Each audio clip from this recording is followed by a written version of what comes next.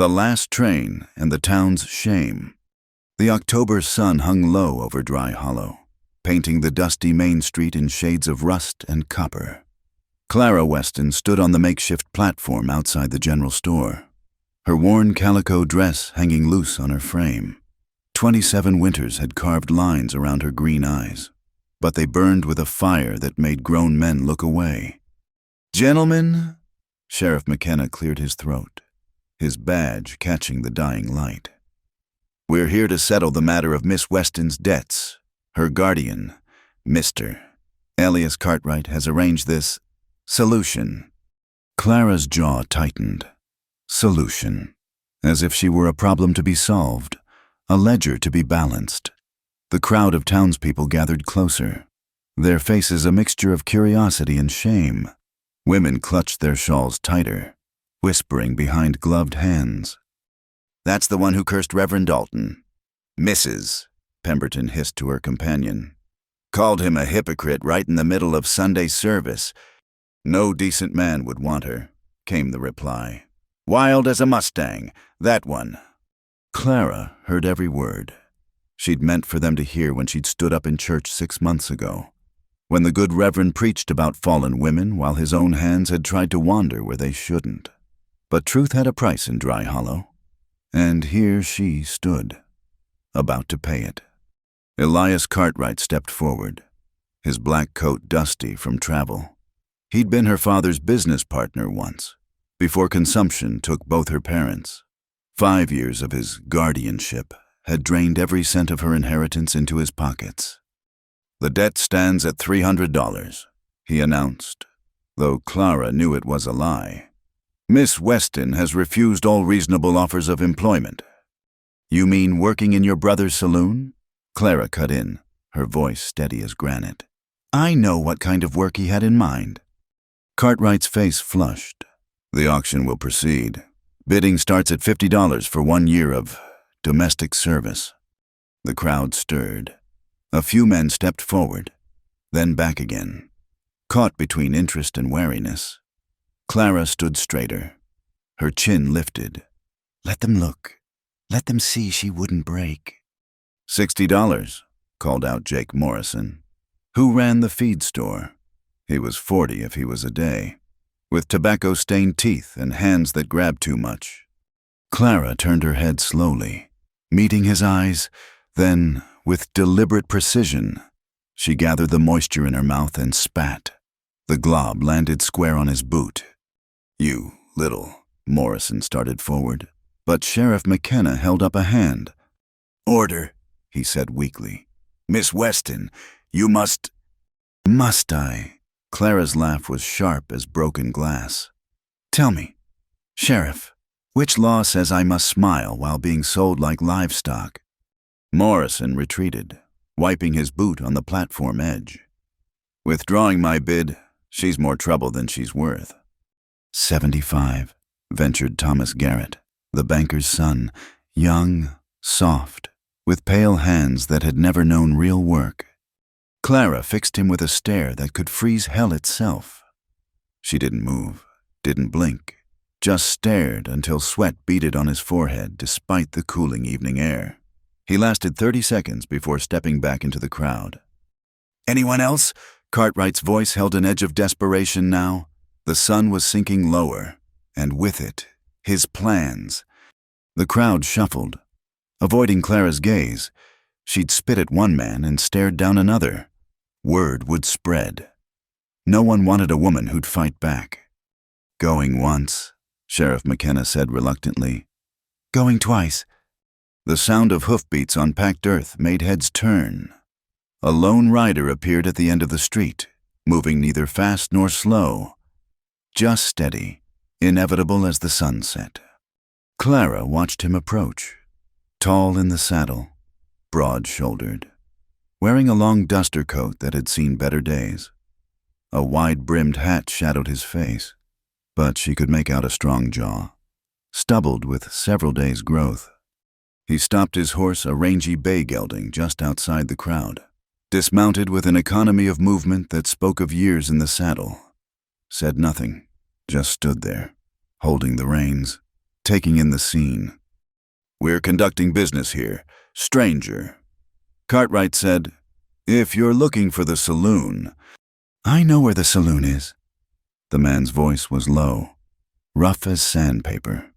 He walked forward, the crowd parting before him like water, stopped at the platform's edge and looked up at Clara. She met his gaze, ready to spit or stare or do whatever it took, but something in his eyes brown-flecked with gold, like river stones in sunlight, made her pause. He wasn't looking at her the way the others had. No hunger, no calculation, just looking. He pulled off his leather gloves, tucked them in his belt. His hands were scarred, capable, working hands. "What's the debt?" he asked McKenna, though his eyes never left Clara's face. $300, the sheriff replied. "For 1 year of service." The stranger nodded slowly, reached into his coat and pulled out a leather pouch. The crowd pressed closer as he counted out bills, not new money-worn notes that had passed through many hands. $300, he said, handing it to McKenna. "But I'm not buying a year." Cartwright sputtered. "The terms are clear." "I'm making new terms." The stranger's voice carried quiet authority. "I want 1 night." The crowd erupted in scandalized whispers. Clara's spine stiffened, her hands clenching into fists. But the stranger held up a hand. "1 night, he repeated, looking directly at Clara now. "For you to sleep without fear. That's all." The whispers died. Even Cartwright seemed struck silent. "I don't buy people," the stranger continued. "But I'll pay your debt to buy your freedom. 1 night in my cabin. You sleep, I keep watch. Come morning, you go where you please." Clara searched his face for the trick. The lie? Men didn't pay $300 for nothing. But his eyes remained steady, patient. That's not how this works." Cartwright protested. "She owes service." "She owes money," the stranger corrected. "Here's money, unless you're selling something other than debt settlement." The implied accusation hung in the air. Cartwright's mouth opened and closed like a landed fish. "What's your name?" Clara asked. The first words she'd spoken directly to him. "Sawyer Ali," he said. "I run cattle up past Canyon Creek." Ali. The name marked him as different. Foreign, maybe, though his accent was pure American West. Clara had stopped caring about different a long time ago. "And if I say no?" she asked. He shrugged. "Then I take my money back and ride on." "Your choice." Choice? When was the last time anyone had offered her that? The crowd waited. Cartwright fumed. Sheriff McKenna shifted nervously, and Sawyer Ali stood patient as stone, offering nothing but what he'd said 1 night of sleep without fear. Clara had been ready to spit at him, to drive him off like the others, but he'd asked permission. In all this shameful business, he was the only one who'd asked. 1 night, she said finally. "But I'm taking my things." He nodded. "I'll wait." As Clara stepped down from the platform, "Mrs." Pemberton grabbed her sleeve. "You don't know what kind of man he is," she whispered urgently. "That foreign name?" Clara pulled free. "I know what kind of men you all are," she said, loud enough to carry. "That's enough." She walked through the crowd with her head high, feeling their eyes on her back. Behind her, she heard Sawyer Ali speak once more to Cartwright. "The debt's paid. If you come looking for her, you'll answer to me." It wasn't a threat, just a statement of fact, delivered in that same steady tone. Clara gathered her few possessions from the boarding house, 2 dresses, her mother's Bible, a carved wooden box that held nothing but memories. Everything she owned fit in a single carpet bag. When she returned, Sawyer Ali was mounted, waiting. He'd brought a second horse, a gentle-looking mare with a white blaze. "Can you ride?" he asked. "I can learn," Clara said. The ghost of a smile touched his lips. "That'll do." As they rode out of Dry Hollow, the sun finally slipped below the horizon. Clara didn't look back. Whatever waited ahead in the canyon country, it had to be better than what she was leaving behind. Beside her, Sawyer Ali rode in comfortable silence, a man who didn't need to fill the air with words. She'd spit at every man who'd tried to bid on her, but this one hadn't bid. He'd simply offered her a choice. For now, that was enough. He asked for nothing but one night. The mare's gait was smooth beneath Clara, but her muscles ached from the unfamiliar position. They'd been riding for near 2 hours, following a trail that wound up through scrub pine and sage. The moon had risen full and bright, casting everything in silver and shadow. Sawyer Ali rode slightly ahead, his back straight despite the long day. He hadn't spoken since they'd left Dry Hollow, hadn't asked questions or made demands, just led the way with the quiet confidence of a man who knew where he was going. Clara studied him in the moonlight. His profile was strong, weathered by sun and wind. The name Ali sat strangely with his features. He could have been any ranch hand from Texas to Montana, except for something in the way he held himself, a stillness that went deeper than simple quiet. "How much further?" she asked, breaking the silence. "Not far." He glanced back at her. "You need to stop." No, she wouldn't show weakness. Not now. Just wondering. He slowed his horse until they rode side by side. "That's the 3rd time you've shifted your weight left. Your right leg's cramping." Clara's jaw tightened. She hadn't realized he'd been watching that close. "I'm fine." "Didn't say you weren't." He reached into his saddlebag, pulled out a canteen. "Water helps with cramps." She took it, drank. The water was cool, with a faint taste of mint. "You put something in this." "Peppermint leaves. Settles the stomach, too." He took the canteen back when she finished. "First time on a horse?" "First time in a while." Her father had kept horses. Before the sickness, before Cartwright, before everything went to hell. "Is that why you brought the mare? Figured I couldn't ride?" "Figured you hadn't been given many chances to try." The simple truth of it caught her off guard. Not an assumption of weakness, just an acknowledgement of circumstance. Clara found herself without a sharp reply. They crested a rise, and the land opened up before them. A valley stretched out, bordered by canyon walls that glowed pale in the moonlight. A stream wound through the bottom, its surface reflecting the stars. "Canyon Creek," Sawyer said. "Cabin's just past that bend." As they descended, Clara caught the scent of wood smoke and saw a faint glow ahead. Her shoulders tensed. "Someone's there." "Should be. Ask Tom Brennan to keep the fire going." At her sharp look, he added, "He'll be gone before we arrive. Man's got a family to get back to." True to his word, when they reached the cabin, it stood empty save for the warmth of a well-banked fire. It wasn't much, a single room of chinked logs with a stone chimney, a lean-to for the horses, a covered porch facing east, but the windows had glass, not paper, and the door hung straight on its hinges. Sawyer dismounted first, moving to help Clara down. She waved him off, sliding from the saddle on her own. Her legs nearly buckled, but she locked her knees and stayed upright.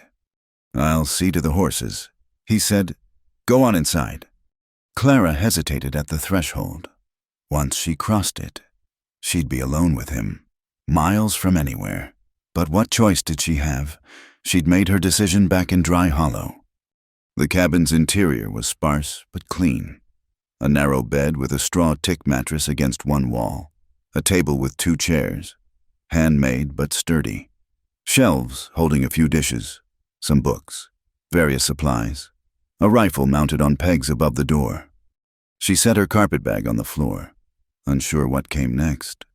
Through the window, she watched Sawyer tend the horses with practiced efficiency. He moved like a man comfortable with solitude, unhurried but purposeful. When he entered, he brought cold air and the smell of leather and horse, went straight to the fire, added a log. "Hungry?" Clara's stomach answered before she could, growling loudly in the quiet cabin. She hadn't eaten since morning, too proud to beg food in town. Sawyer moved to the shelves without comment, pulling down a covered pot. Brennan's wife sent stew. Man can't boil water without burning it, but Mary's a fine cook. He ladled stew into 2 bowls, set them on the table with a half loaf of bread. No ceremony, no production, just food offered to someone hungry. Clara sat, picked up the spoon. The first bite nearly undid her thick with meat and vegetables, seasoned with herbs she couldn't name. Real food, not the thin gruel the boarding house had served. They ate in silence. Sawyer didn't watch her, didn't make conversation, just ate his own meal with steady purpose. When Clara's bowl was empty, he wordlessly ladled more. "I can't pay for this," she said. "Didn't ask you to." He tore off a piece of bread, used it to soak up the last of his stew. Man doesn't charge for hospitality. Everything has a price. Maybe.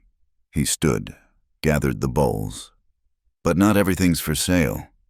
While he washed up, and when had she last seen a man wash dishes without being asked? Clara studied the books on his shelf. A Bible, worn from use, a volume of Shakespeare, something in Spanish she couldn't read, and surprisingly, a book of poetry by Whitman. "You read?" she asked. "When the nights are long." He dried his hands on a cloth. "You're welcome to borrow any that interest you." She touched the spine of the poetry book. "Wouldn't have figured you for Whitman." "Man contains multitudes," he quoted, then gave that almost smile again. "Besides, books don't care who reads them." Clara moved away from the shelf, suddenly aware of how small the cabin was. 1 bed, 1 room, and a man who'd paid $300 for her company. "About tonight," she began. "You take the bed." He pulled a bedroll from beneath it. "I'll be on the porch." "The porch," she frowned. "It's cold out there." "I've slept in worse places. Besides," he spread the bedroll out, checking its condition. "Said you'd sleep without fear. Can't do that with a strange man in the room." "You paid $300 to sleep on your own porch." He straightened, met her eyes directly. "I paid $300 so you wouldn't have to go with Morrison, or Garrett, or whoever else might have bid." His voice roughened slightly. "Would have paid more if needed." "Why?" The word came out harsher than intended. "What's your game? Sawyer Ollie?" He considered the question, pulling off his coat and hanging it on a peg. Underneath, he wore a simple cotton shirt, suspenders holding up worn trousers, working man's clothes. "No game." He sat to pull off his boots. "Came to town for supplies. Saw what was happening. Didn't like it. Plenty of people don't like plenty of things. They don't spend their cattle money on strangers." "True enough." He set the boots by the door, pulled on a heavier coat. "Maybe I'm just contrary." "Or maybe you expect payment later." Clara's hands clenched. "Maybe you figure gratitude will make me—" "Stop." The word was quiet but firm. "Whatever men have done before, I'm not them. You don't owe me anything, not gratitude, not smiles, not company, nothing." "Nobody gives something for nothing." "Then consider it selfish." He picked up the bedroll. "I'll sleep better knowing Morrison's not got his hands on you. That's payment enough." He moved toward the door, but Clara caught his sleeve. "Wait!" He stopped, patient. "Why 1 night?" she asked. "Why not just pay the debt and leave?" Sawyer looked down at her hand on his sleeve, then up at her face, this close. She could see flecks of gold in his brown eyes, like caught sunlight. "Because everybody needs 1 night," he said simply. 1 night of safety, of quiet, of nobody wanting anything from them. He gently freed his sleeve. "Figured you'd had precious few of those." Clara's throat tightened. "And come morning, you decide, stay, go, spit in my eye if you want.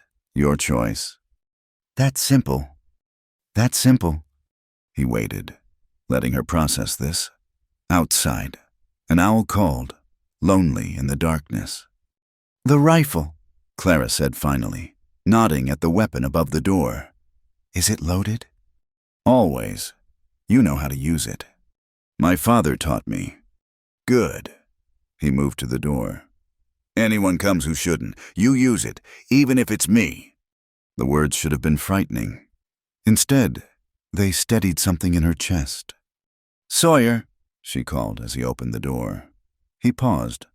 What kind of name is Allie? My grandfather's.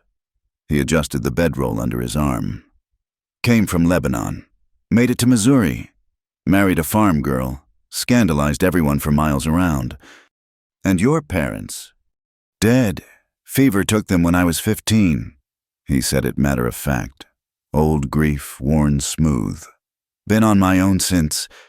Like her, Clara realized. Orphaned. Alone. Making their way in a world that didn't much care.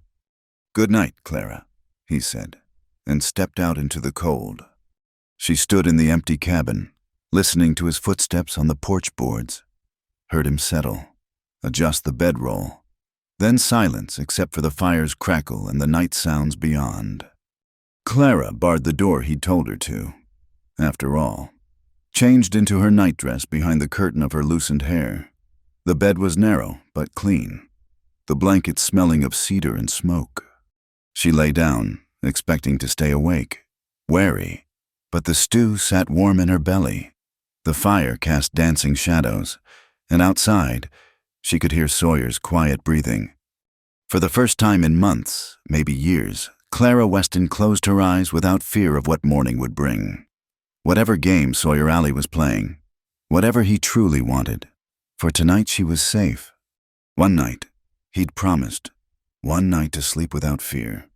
As sleep took her, Clara thought she might have paid $300 for that herself, if she'd had it, if she'd known such a thing was possible. The cabin beyond the canyon. Clara woke to unfamiliar silence. No boarding house bells, no drunks in the street, no pounding on thin walls. Just the whisper of wind through pine and the distant murmur of the creek. Gray pre-dawn light filtered through the window. She lay still, orienting herself. The cabin, Sawyer Alley, the strange bargain that had brought her here. Memory returned like cold water, but with it came an odd realization she'd slept through the night. No nightmares, no starting awake at every sound, just sleep. Through the window, she could see a figure on the porch. Sawyer sat with his back against the wall, bedroll around his shoulders, rifle across his knees. Frost silvered his hat brim. He'd kept watch all night.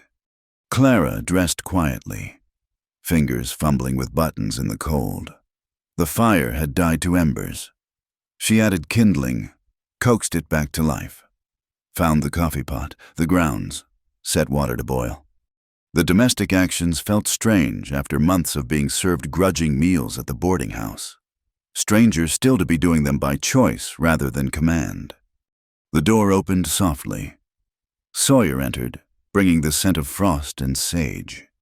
"You're up early," he said, setting the rifle back on its pegs. "Habit." She poured coffee into 2 cups, handed him one. Their fingers brushed in the exchange. His were ice cold. "You must be frozen," she said. He shrugged, wrapping both hands around the hot cup. "Had worse nights." "That doesn't make this one better." She studied him over her own cup. Dark circles shadowed his eyes, but he stood straight, alert. "You actually stayed out there all night." "Said I would." Most men say a lot of things. I'm not most men. He drank his coffee black. No sugar despite the bowl on the table. "Sleep well." The question could have carried weight, implication, but his tone was neutral, just checking on a guest's comfort. "Yes," Clara admitted. "First time in a while?" He nodded, moved to the window. The rising sun painted the canyon walls gold and rose. "Storm coming," he said. "See how the clouds stack up over the peaks? We'll have snow by nightfall." Clara set down her cup. "I thought the deal was one night." "It is." He turned from the window. "But that storm will close the passes. If you're planning to leave, needs to be now." And go where? The words escaped before she could stop them. Sawyer said nothing, just waited, always waiting. This man, never pushing. Clara looked around the cabin. Rough but clean, warm, safe. Outside, she had nothing. No money, no family, no place that would welcome her. Cartwright had seen to that, spreading his version of events far and wide. I could work, she said slowly. Earn my keep. I can cook, clean, mend. Can you brand cattle? She blinked. What? Spring roundup's coming. I'll need help with the branding. Cutting out calves, holding them steady. It's hard work. Dirty. He refilled his coffee. Pays $30 a month plus board. You're offering me a job, a real job. If you want it, Tom Brennan usually helps. But his wife's expecting. He could use the extra money if I can find another hand. And you think I could do it, work cattle? Don't know. His honesty was refreshing. But you survived Cartwright. Figure you can handle a few ornery cows. Clara felt something unknot in her chest. Not charity, not obligation, just work for pay, like any other hand. What about, she gestured vaguely. People will talk. A woman staying here. Let them. He moved to the stove, added more wood. My nearest neighbor's 10 miles east. Town's a day's ride. Not much for gossip to travel on. You don't care about your reputation. Man's reputation is what he does, not what people say. He straightened, dusting his hands. Besides, my grandfather married outside his faith. His country, his color. Taught me early that people will talk regardless. Might as well give them something interesting. Clara made her decision. $30 a month plus board, and I want Sundays free. Done. He extended his hand. She shook it, her palm small but firm in his calloused grip. Now what? Now we prepare for snow. Need to bring the horses into the barn. Check the wood supply. Make sure we've got enough food laid in. He grabbed his coat. You know how to split kindling.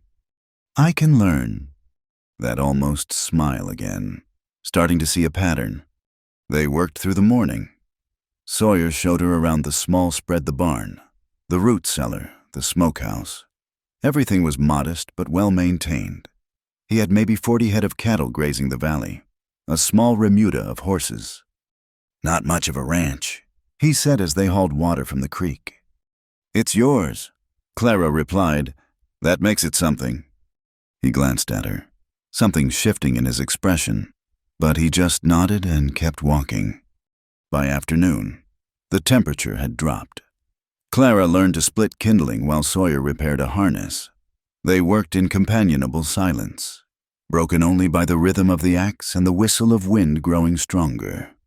Tell me about Lebanon, Clara said suddenly. Sawyer looked up from his work. Never been there, just heard stories. What kind of stories?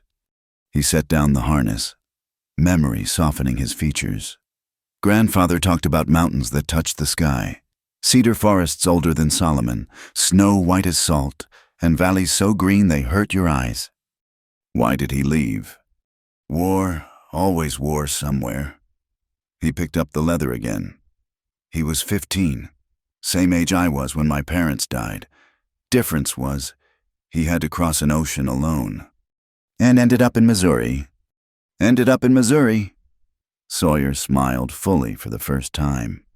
Used to say God must have a sense of humor, trading the Mediterranean for the Mississippi. Do you ever want to see it, Lebanon? Sometimes. He tested the repaired harness. But this is home now. Man can't live in two places at once. Clara understood that, the pull of elsewhere, the weight of here. As the sun lowered, the first snowflakes began to fall. They brought the horses into the barn, fed them grain and hay. The cattle would shelter in the lee of the canyon walls. They'd survived worse storms. Inside, Clara made dinner from what she found: beans, salt pork, dried apples stewed with cinnamon. Simple fare, but Sawyer ate with apparent appreciation.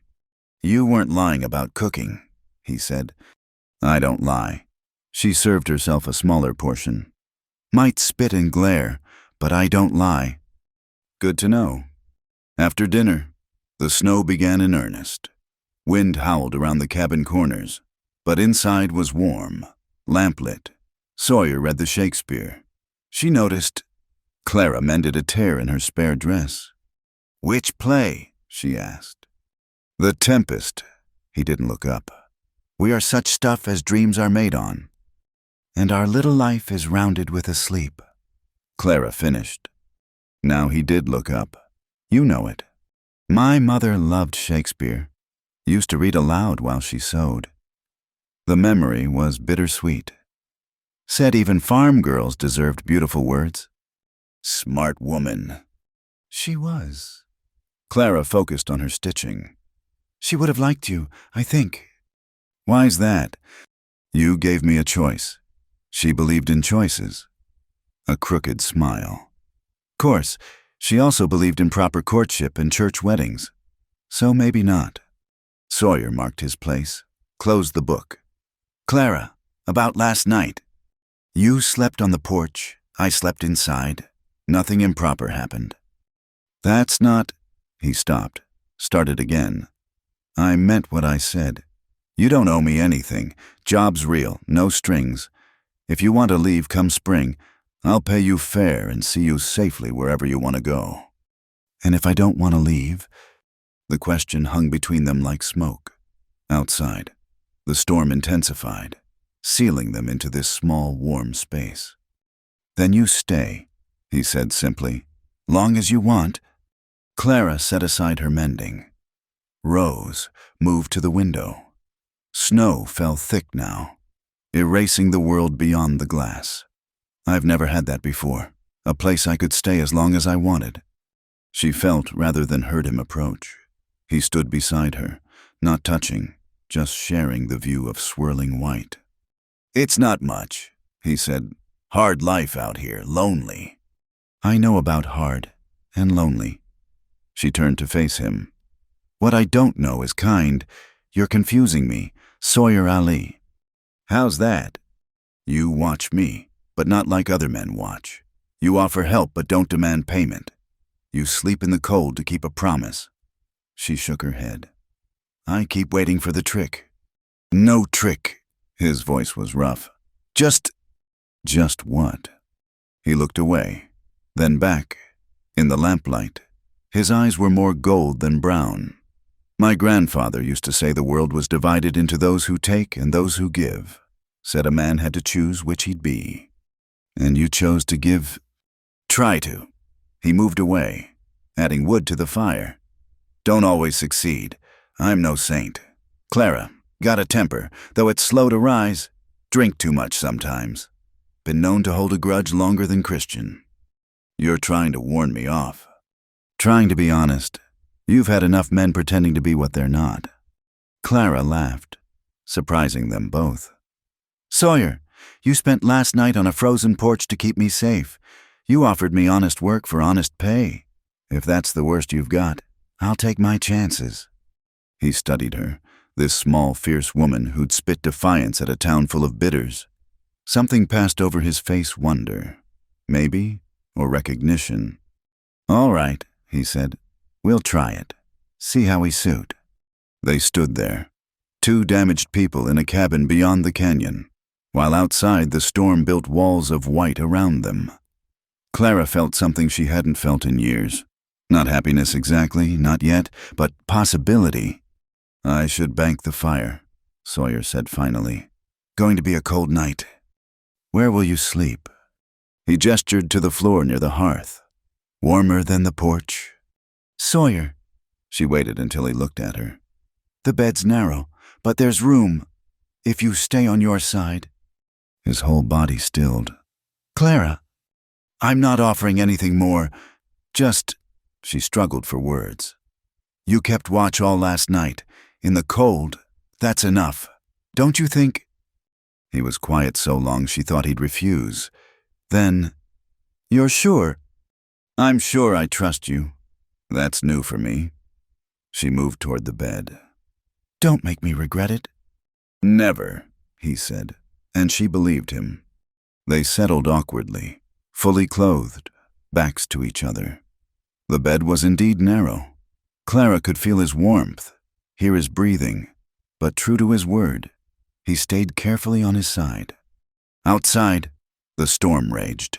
Inside, two solitary souls lay still, learning the strange comfort of not being alone. Just before sleep took her, Clara whispered, "Thank you." She felt rather than heard his response, breathed into the darkness. "Thank you too." For what? Neither needed to say. Sometimes the gift was simply presence, simply staying. The storm would pass. Morning would come with its own challenges. But for now, in this cabin beyond the canyon, they were safe. It was enough. It was everything. No one's girl, but she cooked. Clara woke to the sound of hammering. The storm had passed in the night, leaving the world buried under 2 feet of snow. Pale morning light streamed through the frost-etched window. The bed beside her was empty, blankets folded neat as a pin. Through the window, she could see Sawyer on the cabin roof, clearing snow with a long-handled rake. His breath clouded in the cold air as he worked with steady rhythm. She dressed quickly, shivering. The fire had burned low. She built it up, set coffee to boil, then stood uncertain in the morning quiet. At the boarding house, she'd eaten whatever was grudgingly provided. In her parents' home, she'd cooked because it was expected. But here, she wanted to. Clara surveyed the larder. Salt pork, flour, lard, dried beans, preserves. A small crock of sourdough starter. Not much, but enough. She'd made do with less. By the time Sawyer climbed down from the roof, she had biscuits browning in the Dutch oven and gravy bubbling on the stove. The coffee was strong and hot. He stomped snow from his boots on the porch, entered to the smell of breakfast cooking, stopped short just inside the door. "You didn't have to." "I know." Clara flipped a biscuit, checking the bottom. "I wanted to." He hung up his coat, washed his hands in the basin, watched her move around the small kitchen space with an expression she couldn't read. "Been a while since anyone cooked here," he said finally. "You've been batching it." She split the biscuits, ladled gravy over them. "How long?" 3 years, give or take." He accepted the plate she handed him. "Thank you." They ate at the small table. Sawyer made a sound of appreciation at the first bite that warmed Clara more than the fire. "This is good, really good." "It's just biscuits and gravy." "No, it's..." He paused, searching for words. "It tastes like Sunday mornings, like home's supposed to taste." Clara felt her cheeks warm. "Your mother taught you about home cooking." "Some. She died when I was 12. Father tried after that, but..." A rueful smile. "Man could burn water. We lived on jerky and hardtack until I learned to cook beans without killing us both." "Who taught you?" "Maria Brennan, Tom's wife, took pity on a couple of motherless bachelors." He sopped gravy with his biscuit. "Course, I never got the touch. Food stays down, but that's about all I can say for it." "You survived." Surviving and living aren't the same thing. He met her eyes across the table, starting to remember that. The weight of his words settled between them. Clara looked away first, rising to clear the plates. "Leave them," Sawyer said. "Want to show you something?" He led her outside into the brilliant morning. The storm had transformed the valley into pristine white, unmarked save for animal tracks. Their breath steamed as they walked to a small shed she hadn't noticed before. Inside, tools hung neat on the walls. A workbench held pieces of shaped wood, careful joints waiting to be fitted. "You're a carpenter."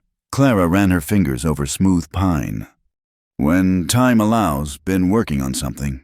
He pulled a canvas-wrapped bundle from beneath the bench, unveiled it carefully. A rocking chair emerged, elegant in its simplicity. The wood glowed honey gold, grain flowing like water through the curves. "It's beautiful," Clara breathed. "Needs finishing. Few more coats of oil. Maybe some..." He stopped, Would you want it for the cabin? Sawyer, I can't accept. Not a gift, trade. He rewrapped the chair quickly. You cook. I make furniture. Fair exchange. Clara recognized the offer for what it was, a way to let her contribute without charity. All right, but I want to learn too. Carpentry. I mean, you want to learn woodworking. I want to learn everything. The words came fierce and sudden. All the things I wasn't allowed before. Riding, shooting, building. Everything. Sawyer studied her, this small woman vibrating with hungry determination. Everything's a tall order. Then I better get started. That earned her his real smile, the one that changed his whole face. All right, we'll start with riding. Can't work cattle if you can't sit a horse proper.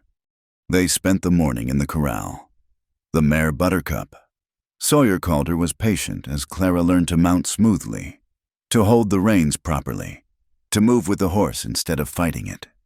Relax, Sawyer said for the dozenth time. You're thinking too hard. Easy for you to say. Clara gripped the saddle horn as Buttercup walked in circles. You've been doing this since birth. Since I was 5, and I fell off plenty. He walked beside them, one hand on Buttercup's neck. Trust her. She knows her job. Trust doesn't come easy. I know.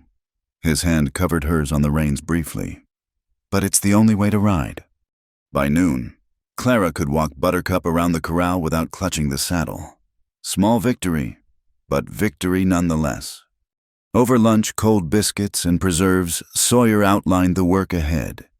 Need to check the cattle after that storm. Some might have drifted. Then there's fence to mend, horses to work, wood to split. When do we start? You said you needed a hand. I aim to earn my wages. He pushed back from the table. Clara, you don't have to prove anything. Yes, I do.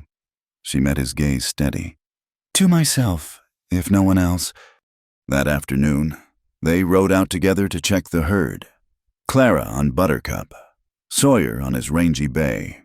The snow made travel slow, but the cattle had weathered the storm, bunched together in the shelter of the canyon walls. Tough stock, Sawyer explained as they counted heads. Texas Longhorns crossed with local breeds. Not pretty, but they survive. Like us, Clara thought but didn't say. As they headed back, a rider appeared on the ridge above. Sawyer's hand went to his rifle. Easy, he murmured as Clara tensed. Let's see what they want. The rider descended slowly, resolving into Tom Brennan, a weathered man in his 40s with kind eyes beneath his battered hat. Sawyer, he nodded, then touched his brim to Clara. Ma'am. Tom. Sawyer relaxed slightly. Everything all right? Mostly. Mary sent me to check on you after the storm. His eyes flicked to Clara again. Curious, but polite. Didn't know you had company. Clara Weston. She's working for me now. Cattle and such. Tom's eyebrows rose slightly, but he just nodded.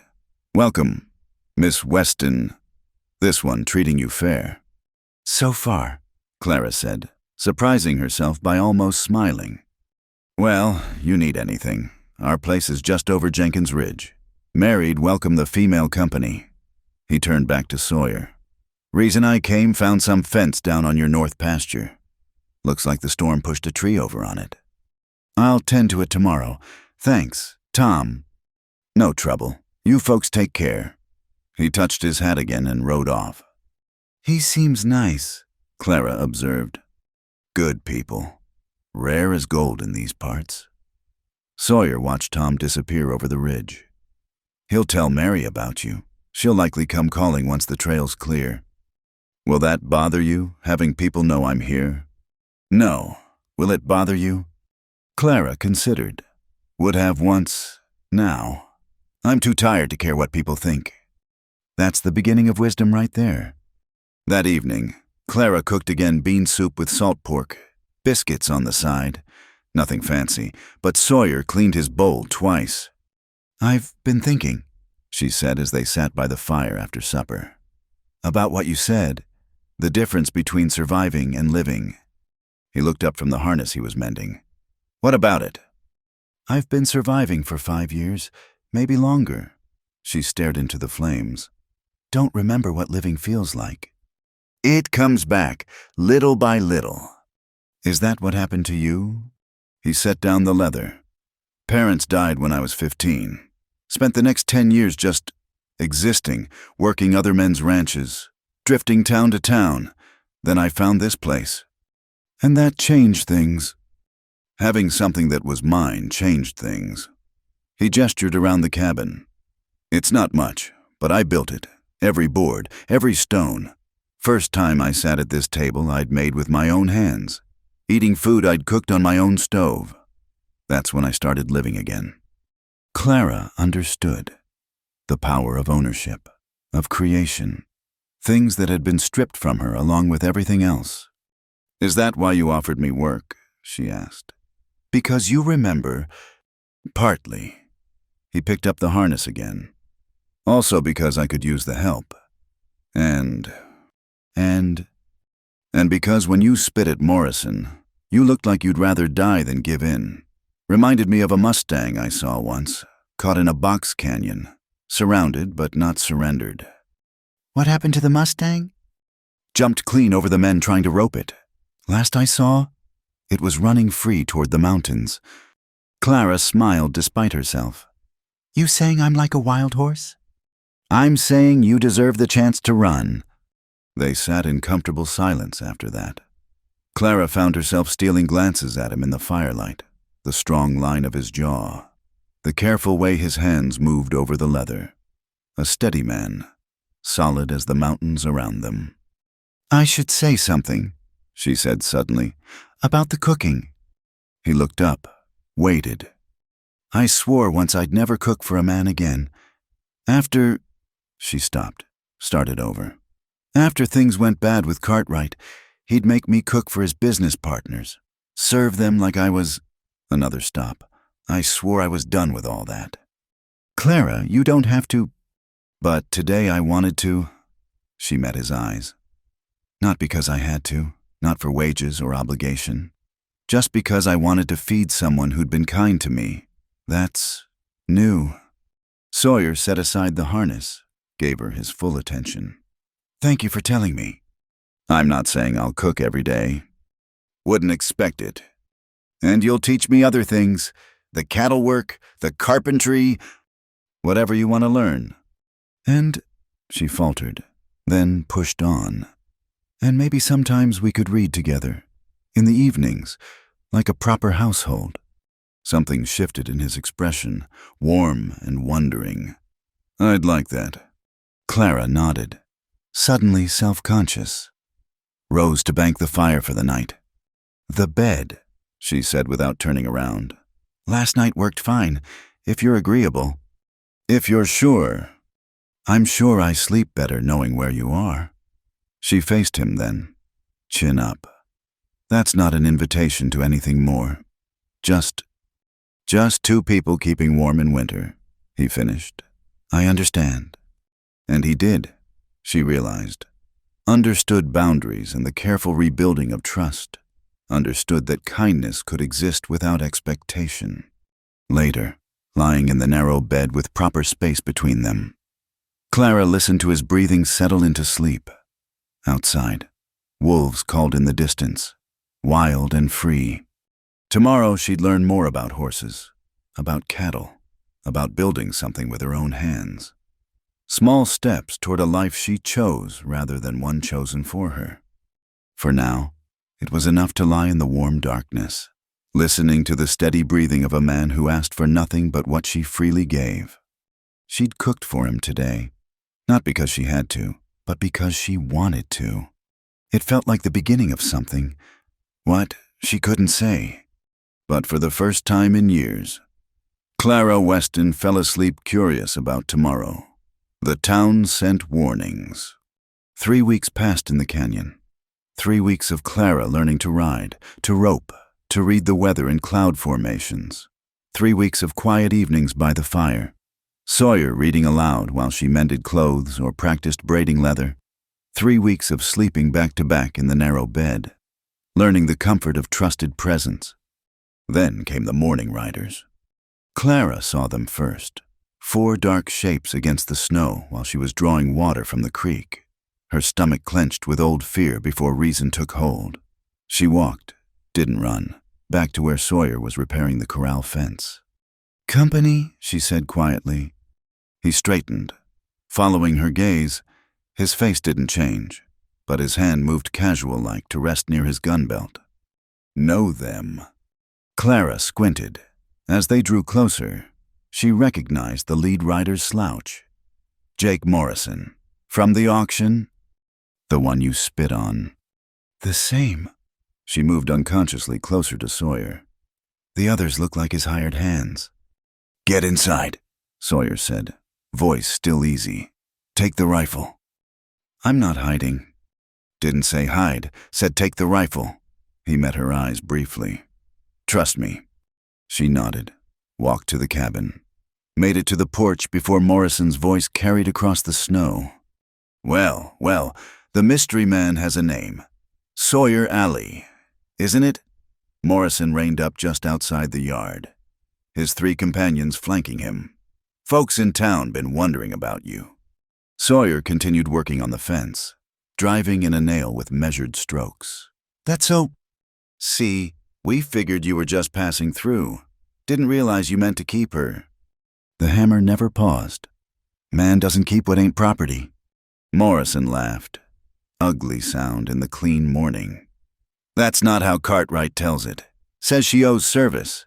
Says you interfered with legal business." Now Sawyer did stop, turning to face them fully. "Cartwright got his money. Bills squared." "Maybe, maybe not." Morrison leaned forward in his saddle. "But there's other considerations.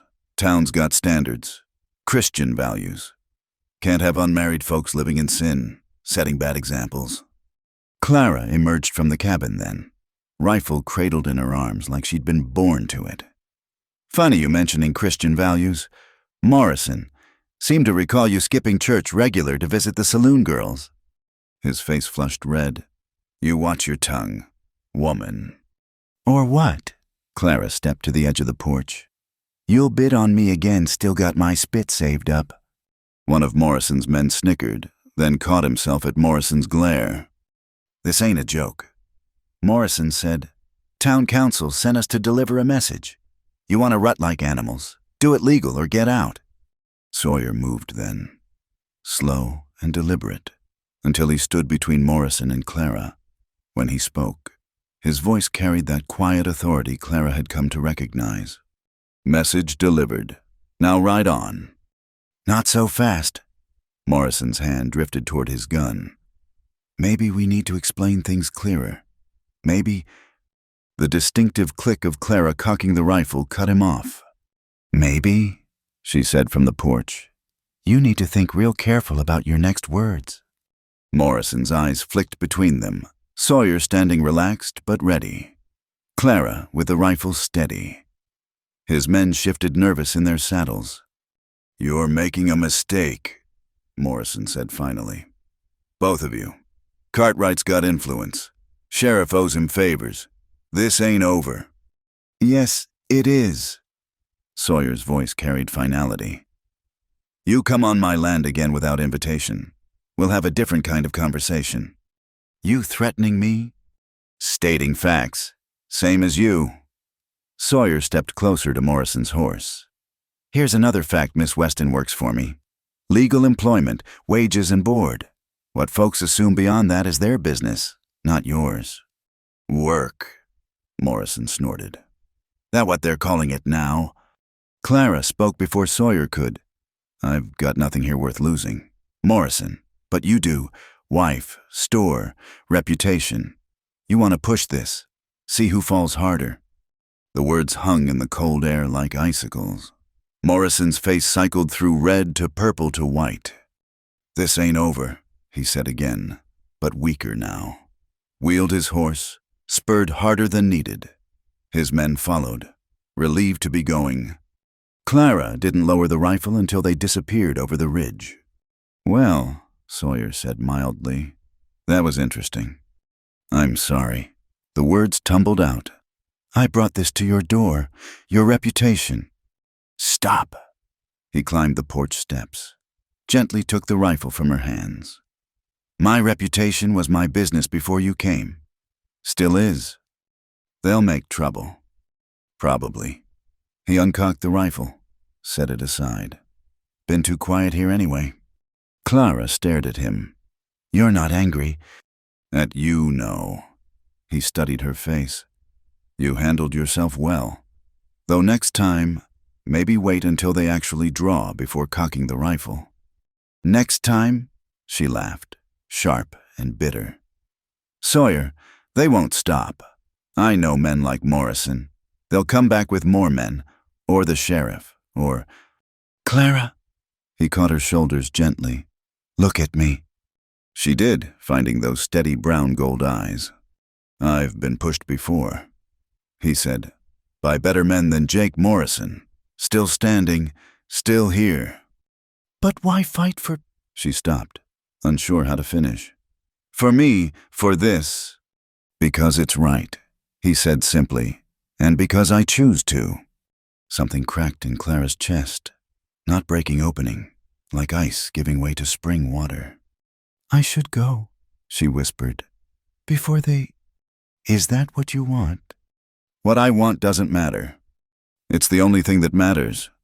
His hands were warm on her shoulders, grounding. What do you want? Clara. She closed her eyes, afraid to speak it aloud. Want was dangerous. Want led to disappointment, betrayal, loss. But he waited, patient as always. And finally, she found words. I want to stay, she admitted. I want to learn everything you can teach me. I want to wake up knowing exactly where I am and why. I want... Her voice caught. I want to stop running. Then stay. It's not that simple. It's exactly that simple. He released her shoulders, stepped back. You want to stay? I want you here. Morrison and his threats can hang. Clara searched his face for doubt, found none. You'd risk your peace for a sharp-tongued woman who spits at men. That earned his rare, full smile. Seems I would. They went back to work, but Clara noticed Sawyer kept his gun belt on, noticed how his eyes tracked the horizon regular-like. When Tom Brennan rode up that afternoon, Sawyer met him armed. Easy, Tom said, hands visible. Just me. Sorry. Sawyer relaxed slightly. Had visitors earlier. I know. Past Morrison heading to town. Man looked ready to bite nails. Tom dismounted, nodded to Clara. They give you trouble. Nothing we couldn't handle, Clara said. Tom's weathered face creased with concern. Mary heard talk in town yesterday. Ugly talk. Thought you should know. Appreciate it, Sawyer said. But talk's just air. Sometimes it's spark near kindling. Tom pulled off his gloves. Serious now. Cartwright's been stirring folks up, saying you're harboring a runaway, corrupting morals. All manner of nonsense. She's my employee, Sawyer said firmly. Legal and proper. I know that. Mary knows that. But scared people don't think clear, and Cartwright's good at making them scared. Tom looked between them. You two thought about making it official marriage. I mean, would shut down most of the talk. Clara's cheeks burned. We're not... Just saying. Tom continued gently. Sometimes paper makes things easier. Mary and I, we knew we were married in our hearts long before we found a preacher. But the paper mattered to other folks. We'll handle it our way, Sawyer said, tone closing the subject. Tom nodded. Fair enough. Just wanted you forewarned. Mary said to tell you she's making preserves tomorrow. Miss Clara, if you'd like to come learn. Been too long since she had female company. Yes, Clara said, surprised. I'd like that. After Tom left, they worked in thoughtful silence. The suggestion of marriage hung between them like morning mist, visible but untouchable. That evening, over dinner, Clara finally spoke. What Tom said. Doesn't matter. Sawyer cut his meat with careful precision. Not doing anything because Morrison or Cartwright think we should. But if it would stop the trouble, would it? He looked up. Or would it just confirm their stories, make them think they were right to interfere? Clara considered this. You're saying we'd be giving them power over us? I'm saying marriage ought to mean something more than stopping gossip. The simple truth of it settled in her chest. How many women married to stop talk, to gain protection, to solve problems not of their making? You're right, she said quietly. They read together that night, he from Whitman, she from the Bible, sharing favorite passages, safe in their routine. But when they lay down to sleep, Clara felt the new weight of eyes on them, judgment pressing against the cabin walls. Sawyer, she whispered in the darkness. What if they come back with more men? She felt him shift, though he kept to his side of the bed. Then we deal with it. I'm not worth. Stop. His voice was firm. You're worth standing for, worth fighting for if it comes to that. Not because you're weak, but because you're not. Clara blinked against sudden tears. I don't understand you sometimes. Don't need to understand, just need to trust. I'm trying. I know, his voice gentled. That's worth something too. She reached across the space between them, found his hand, squeezed once, let go, a thank you and a promise combined. Outside, wind rattled the windows. Inside, two people lay wakeful, thinking about boundaries and buses, about what lines the world would let them draw. Come morning, there'd be work cattle to tend, meals to cook, skills to learn, and maybe more visitors, more threats, more reminders that the world had opinions about how folks should live. But for tonight, they were safe in their small rebellion, unmarried but moral, together but apart, defining their own terms in a world that demanded conformity. Clara smiled in the darkness. Let Morrison talk, let Cartwright scheme. She'd found something here worth defending, not just Sawyer, but herself, the woman she was becoming. Tomorrow she'd learn preserve making from Mary Brennan. Another skill, another step toward the life she was building. Let them all come, she thought fiercely. I've got nothing left to lose and everything to gain. Beside her, Sawyer's breathing deepened into sleep, on guard even in rest, ready to face whatever came. She'd spit at every man who'd tried to bid on her. But this one was worth standing beside when the trouble came. And it would come. They both knew it. The question was, would they be ready, the night of the thunderstorm? Spring came late to the canyon that year. March passed into April with snow still clinging to the north-facing slopes. Clara had been with Sawyer nearly 5 months now, and the rhythms of ranch life had become her own morning coffee before dawn. Checking cattle, mending fence, the 1,000 small tasks that kept a place running. She could ride now without thinking. Rope a calf neat as you please, even help with birthing when needed. Her hands had grown calloused, her arms strong. Sometimes she caught Sawyer watching her with something like pride when she handled a difficult horse or solved a problem on her own. But the nightmares still came. They'd grown less frequent. True, weeks might pass peaceful-like. Then something would trigger them, a sound, a smell, sometimes nothing at all, and she'd be back in Cartwright's house, backed into corners, fighting off hands that grabbed and voices that demanded.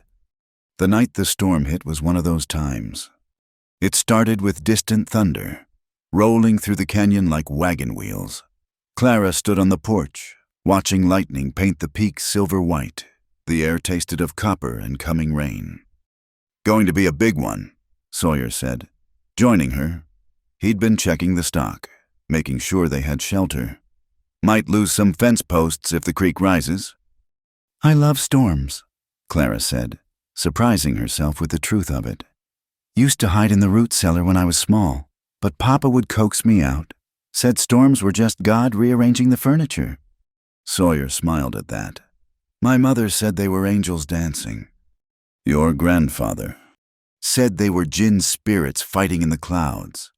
His expression grew distant.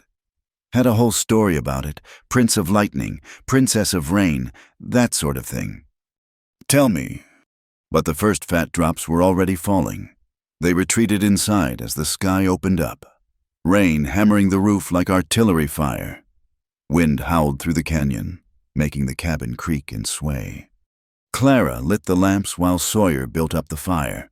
They ate cold biscuits and jam, neither wanting to cook in the electric air. The storm intensified. Thunder crashes coming so close on lightning that the world turned white and black in rapid succession. Haven't seen one this fierce in years, Sawyer said, peering out the window. Hope Tom got his cattle to high ground. A particularly vicious crack made Clara jump. Dropping her cup, it shattered on the floor, tea spreading dark across the boards. Sorry, She knelt to gather the pieces, hands shaking more than they should. Leave it. Sawyer was already there with a cloth. Just clay. Got plenty more. But Clara couldn't stop trembling. The storm's violence, the trapped feeling of the cabin, the crash of breaking china had all tangled together, pulling her backward into memory. Another crack of thunder, and suddenly she wasn't in Sawyer's cabin anymore.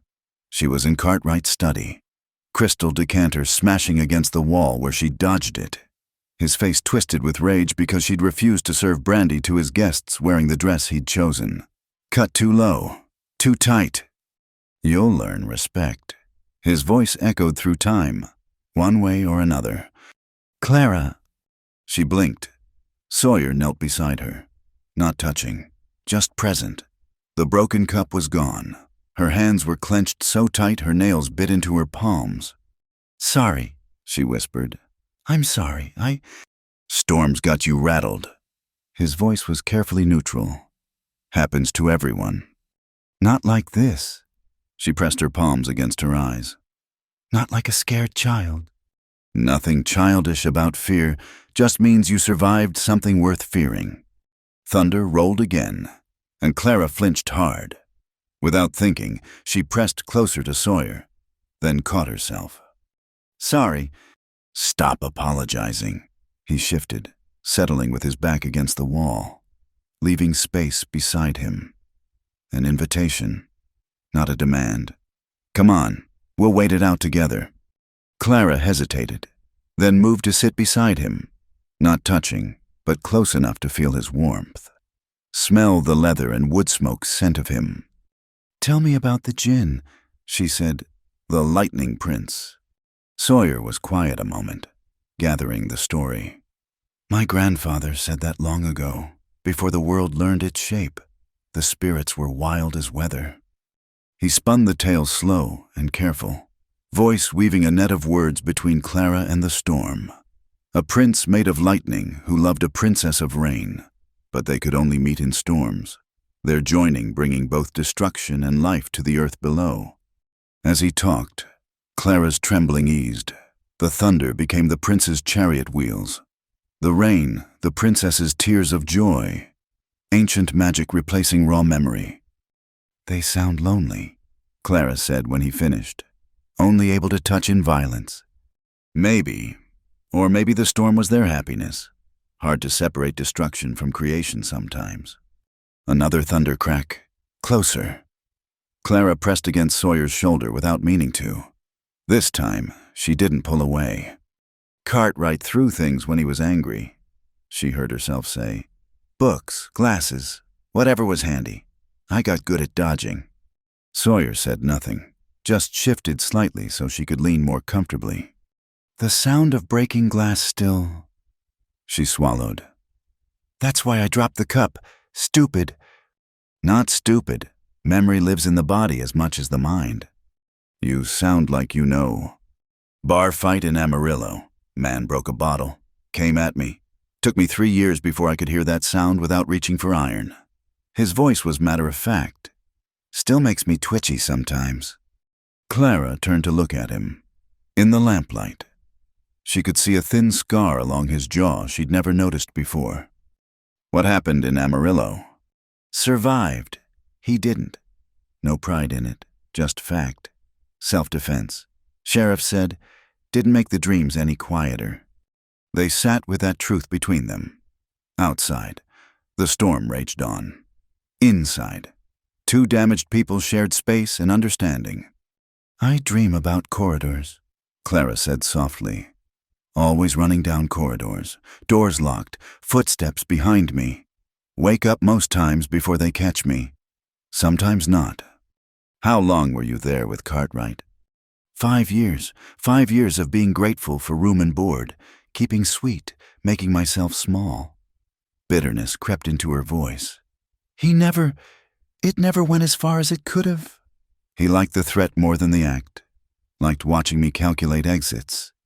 Sawyer's jaw tightened, but he kept his voice even. Man like that feeds on fear. I gave him plenty to eat, then... She laughed, no humor in it. Until I didn't. Until Reverend Dalton's wandering hands made something snap inside me. Stood up in church and called them both hypocrites. Named their sins out loud. Good for you. Was it lost everything? Ended up on that auction block? Led you here? Clara considered that. Suppose it did.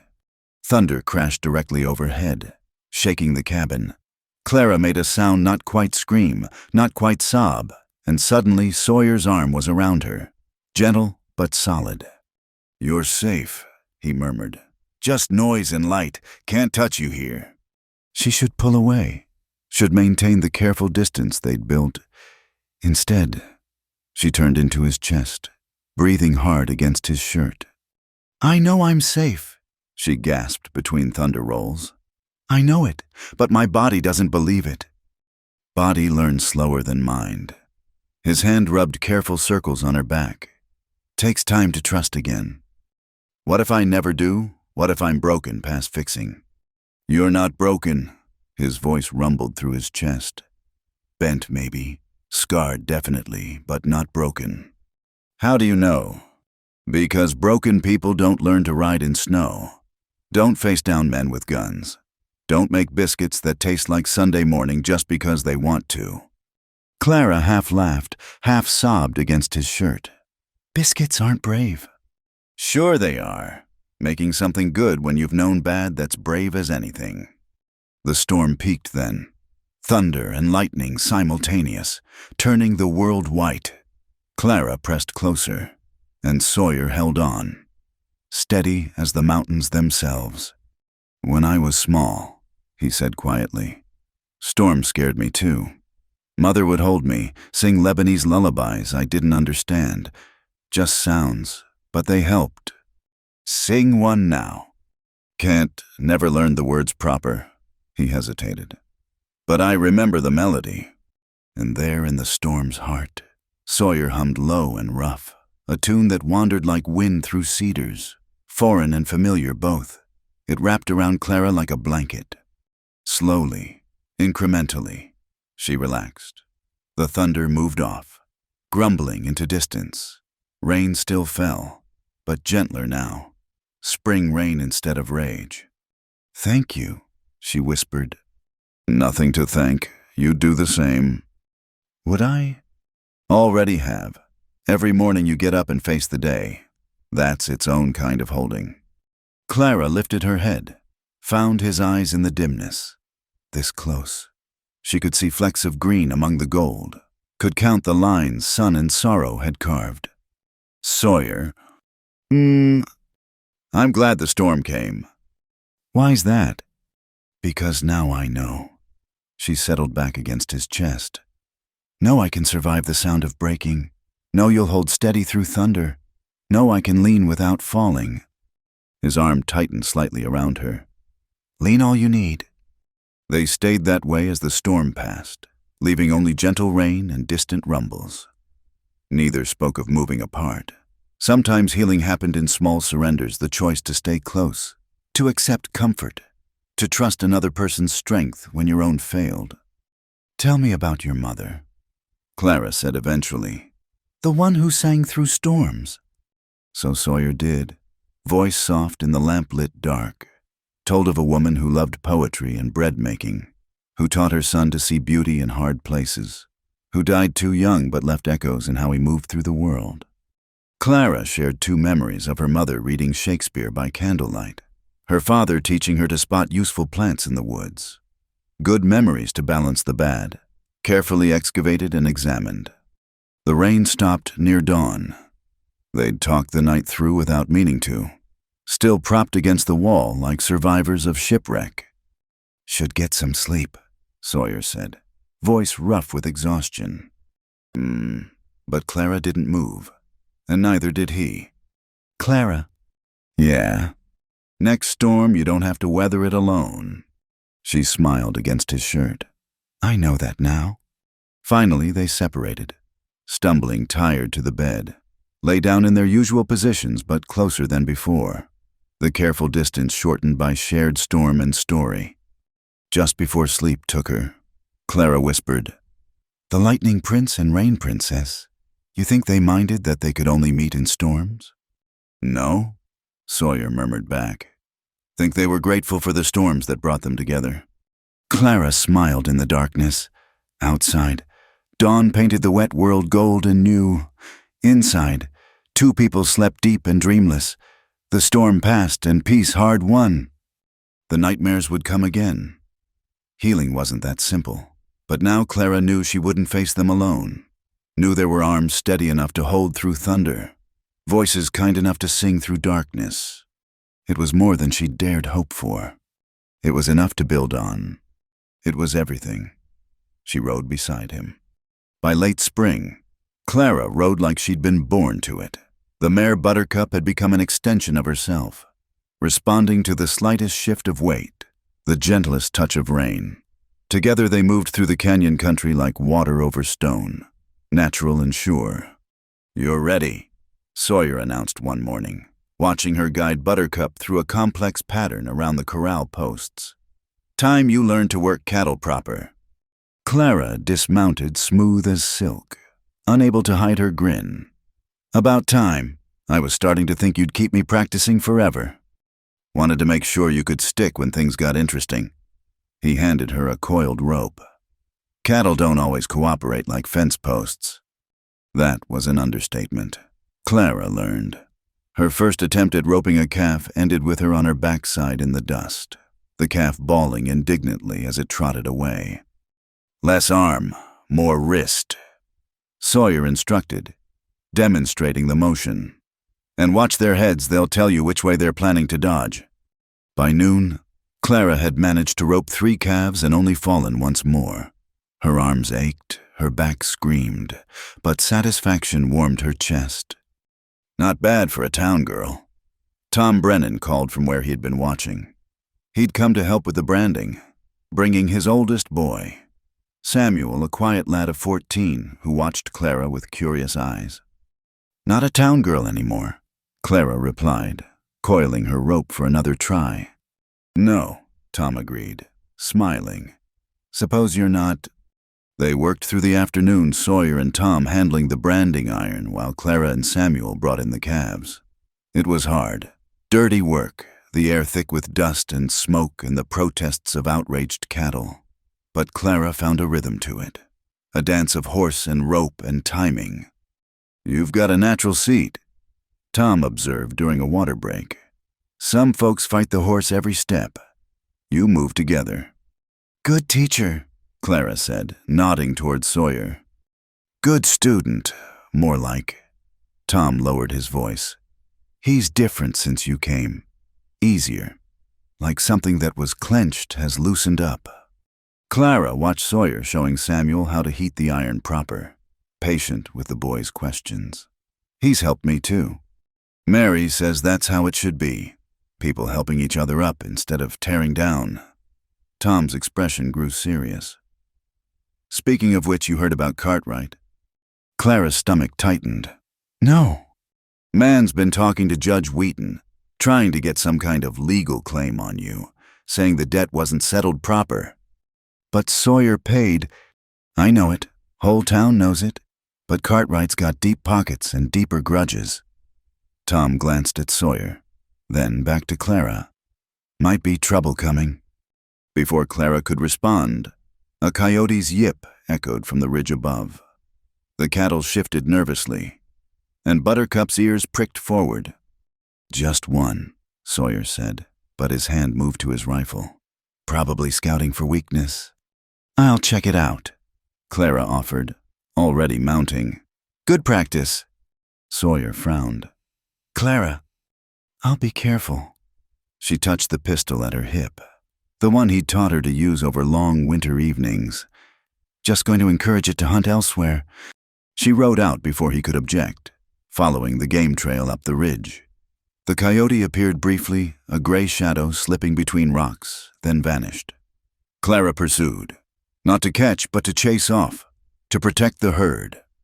The trail wound higher, opening to a view of the whole valley. Clara paused, breathing hard from the climb. Below, she could see the cabin, the corral, the men tiny as toys. Her home, she realized with a start. When had she started thinking of it as home? Movement caught her eye, not the coyote, but riders approaching from the east. Her heart sank as she recognized the lead figure. Cartwright, accompanied by what looked like legal men in town clothes. Clara turned Buttercup, descending fast as safety allowed. By the time she reached the valley floor, Cartwright's party had arrived at the cabin. "No legal standing," Sawyer was saying as she rode up. "The debt was paid in full. Sheriff McKenna witnessed it." Sheriff McKenna's memory seems conveniently fuzzy.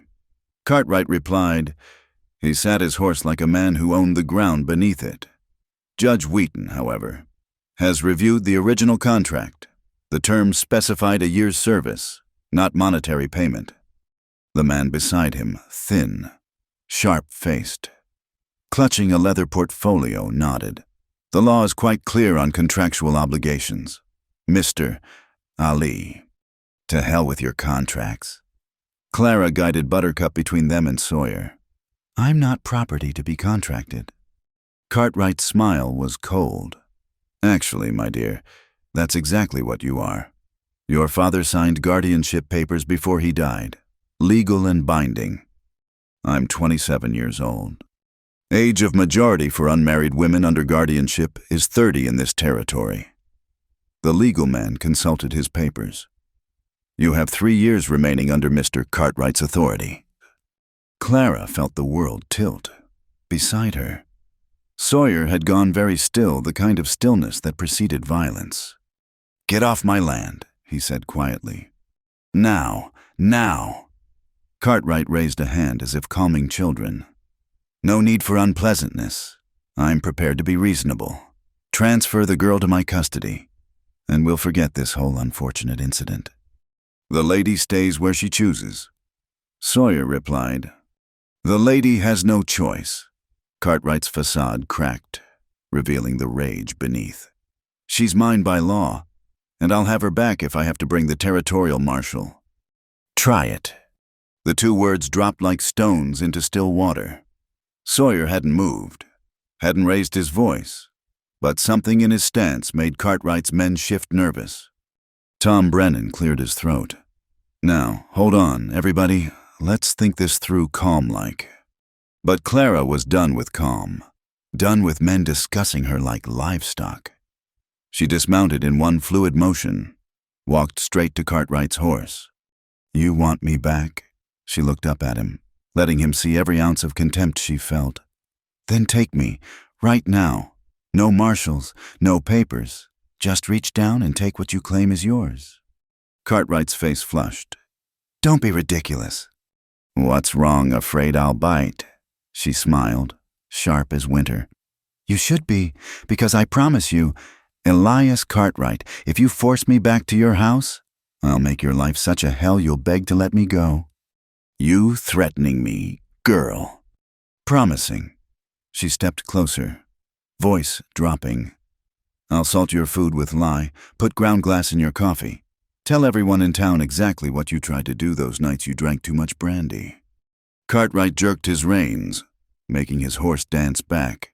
"Lies no one would believe. Wouldn't they, unmarried man keeping a young woman against her will, making her serve his male guests in revealing clothes?" Clara pressed on, ruthless, Maybe I'll start with your business partners. Maybe I'll tell them about the books you keep doctored, the shipments that go missing. Enough. Cartwright's hand moved toward the small pistol at his belt. 3 guns cleared leather simultaneously, Sawyer's, Tom's, and Clara's own. Even young Samuel had his hand on his hunting knife. That would be unwise, the legal man said quickly, pale as paper. Perhaps we should withdraw and reconsider our position. Cartwright looked around at the armed men, at Clara standing fearless before him, at the vast empty country that didn't care one whit for town law. "This isn't over," he snarled. "Yes, it is." Sawyer moved to stand beside Clara. "You come here again, for any reason, and territorial law won't matter. Mountain law will, and mountain law says a man who threatens women gets buried shallow." "You can't. Can, will." Sawyer's voice carried absolute certainty. "The lady made her choice. Respect it or face the consequences." For a long moment, violence trembled in the air like heat shimmer. Then Cartwright wheeled his horse, spurring savagely. His companions followed, the legal man clutching his portfolio like a shield. They watched until the dust settled, until the riders vanished beyond the ridge. "Well," Tom said finally, "that was interesting." Clara's hands started shaking. The gun suddenly weighed too much. She holstered it carefully, turned to find Sawyer watching her with an unreadable expression. "Ground glass?" he asked mildly. "I read it in a penny dreadful once." She attempted a smile. "Probably wouldn't work. Remind me never to make you angry." But his hand touched her shoulder, brief and warm. "You all right?" "I don't know." The admission came hard. "If he brings the marshal, then we deal with it." Tom interrupted. "But I'm thinking, mister, Cartwright just realized the cost of pursuing this might be higher than he wants to pay." "Why did you stand with us?" Clara asked. "This isn't your fight." Tom looked genuinely surprised.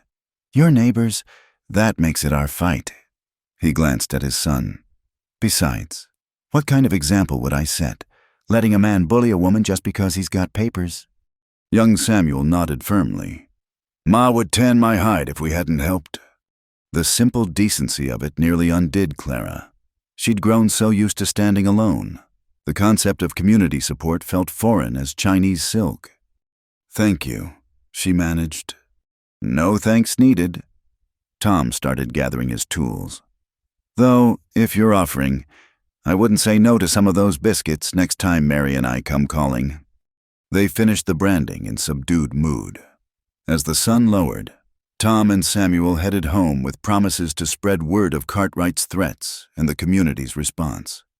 Clara and Sawyer worked in companionable silence, settling the horses, banking the branding fire. As they walked to the cabin, Clara noticed Sawyer favoring his left leg. "You're hurt." "Just twisted it wrong when I moved fast." He waved off her concern. "Had worse from ornery horses."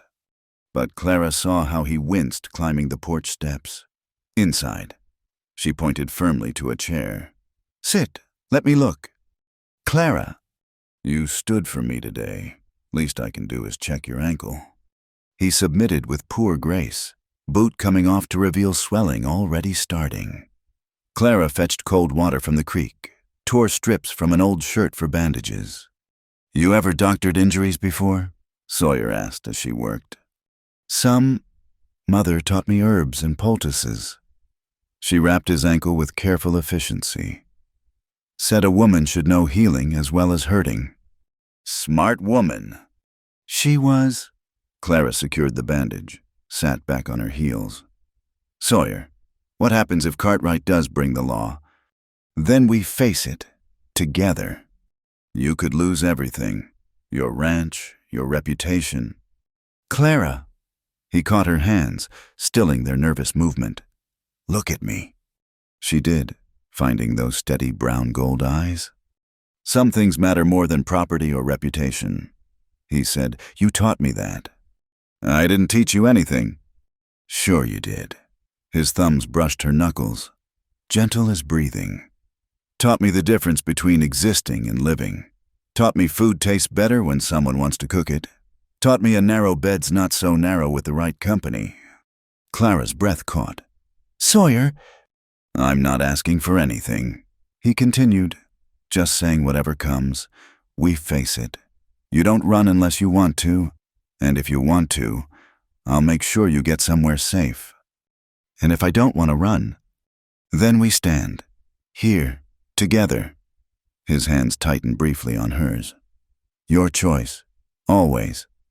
Clara looked at their joined hands, his scarred and capable, hers growing strong from work, thought about choices made and unmade, about men who took and men who gave. Together, she agreed softly. They made dinner side by side, Clara cooking while Sawyer sat with his foot elevated, chopping vegetables and telling stories of past cattle drives, normal evening rituals made precious by the day's threats. Later, as they settled into bed, still careful, still clothed, but closer than before, Clara spoke into the darkness. I meant it. What I said to Cartwright, I'll fight before I go back. I know. Sawyer's voice rumbled warm. Saw it in your eyes, like that Mustang you mentioned, the one that jumped the canyon rather than be caught. You really think he'll give up? Man like that, no, but he'll think twice before moving. And meanwhile, she felt him shift, careful of his ankle. Meanwhile, you keep learning, keep riding, keep becoming who you're meant to be. Clara smiled, despite everything. A cattle hand who threatens ground glass and coffee. A woman who knows her worth and won't settle for less. The simple faith in those words warmed her more than any fire. Outside, coyotes called to their kin, wild voices in the darkness. Inside, two people faced an uncertain future with the only certainty that mattered. They would face it together. Sawyer, Clara whispered. Thank you for standing up, for not backing down. Thank you, he replied, for standing beside. And that, Clara realized, was the difference. Not standing behind for protection, not standing ahead to shield, standing beside, equal in courage if not in strength. Tomorrow there would be challenges. Cartwright would scheme. The law might come calling. The world would demand its due. But tonight, she was exactly where she chose to be, riding beside a man who saw her strength and honored it, who offered partnership instead of possession. The coyotes sang their wild songs. The horses stirred in the barn, and Clara Weston fell asleep smiling, ready for whatever battles morning might bring. She'd learn to ride, learn to rope, learn to stand. Most importantly, she'd learned she didn't have to stand alone. Prescott returns with a deed. The town hall stood at the center of Dry Hollow like a judge presiding over lesser buildings. 3 stories of red brick and righteous authority. Its bell tower threw shadows across the dusty main street. Clara hadn't been back since the auction 6 months ago, and her stomach churned as they approached. Steady, Sawyer murmured beside her. He drove the wagon while she sat straight-backed, wearing her best dress, the blue calico that brought out her eyes. Just words and paper, nothing they can do we can't answer. But Clara knew better. Words and paper had power when wielded by men like Elias Cartwright. They could cage as surely as iron bars. The summons had arrived 3 days ago, delivered by a nervous deputy who'd barely met their eyes. A formal hearing before the town council, requested by Cartwright to settle the matter of legal guardianship and outstanding obligations. Tom and Mary Brennan met them outside the hall, dressed in their Sunday clothes. Mary immediately took Clara's hands. Don't you worry, she said firmly. Half the town's on your side. The other half's too scared of Cartwright to matter, but scared folks can be swayed. Inside, the meeting hall was already packed. Clara recognized faces from her months at the boarding house, from church, from the auction. Some met her gaze with sympathy, others with curiosity or judgment. At the front, behind a raised table, sat the 5 members of the town council, all men, all owing Cartwright money or favors. Cartwright himself stood to one side, immaculate in a black suit that probably cost more than Sawyer made in 3 months. Beside him, The same sharp-faced lawyer from the ranch visit shuffled papers with practiced efficiency. "All rise for Council Chairman Josiah Berkeley," the bailiff announced. They stood as Berkeley, a portly man with magnificent whiskers, took his seat. Clara had sold him eggs once, back when she'd tried to scrape together pennies. He'd haggled her down to half price. "Be seated," Berkeley intoned. "We're here to address the matter of Miss Clara Weston's legal status and Mr. Cartwright's claim of guardianship. Mr. Prescott, you may begin." The lawyer Prescott stood with theatrical gravity. "Gentlemen of the council, I present to you irrefutable evidence of Mr. Cartwright's legal authority over Miss Weston." He produced a document with flourishes. The original guardianship papers, signed by her father, Thomas Weston, dated April 15th, 1871. Clara's heart sank. She barely remembered that time, her father dying of consumption, herself half-mad with grief, signing whatever Cartwright put in front of her. "These documents," Prescott continued, "clearly establish Mr. Cartwright as legal guardian until Miss Weston reaches the age of majority 30 for unmarried women, or until she marries with her guardian's consent." "I was 22 then," Clara burst out, "already of age." "Miss Weston, you'll have your turn," Berkeley cut her off. "Continue, Mr. Prescott." The lawyer smiled thinly. "The law is quite clear.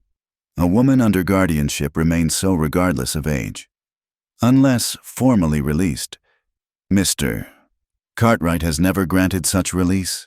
Therefore, Miss Weston's residence with Mr. Ali constitutes abandonment of her legal obligations. Furthermore," Cartwright himself stood, "the alleged debt payment was made under false pretenses. Mr. Ali purchased one night's company, not permanent release from service. I have witnesses." Jake Morrison stepped forward, along with Thomas Garrett and 2 other men from the auction. They testified in turn, yes, they'd heard Sawyer specify one night. No, there'd been no mention of permanent freedom. Their words fell like stones, building Cartwright's case. Clara's nails bit into her palms.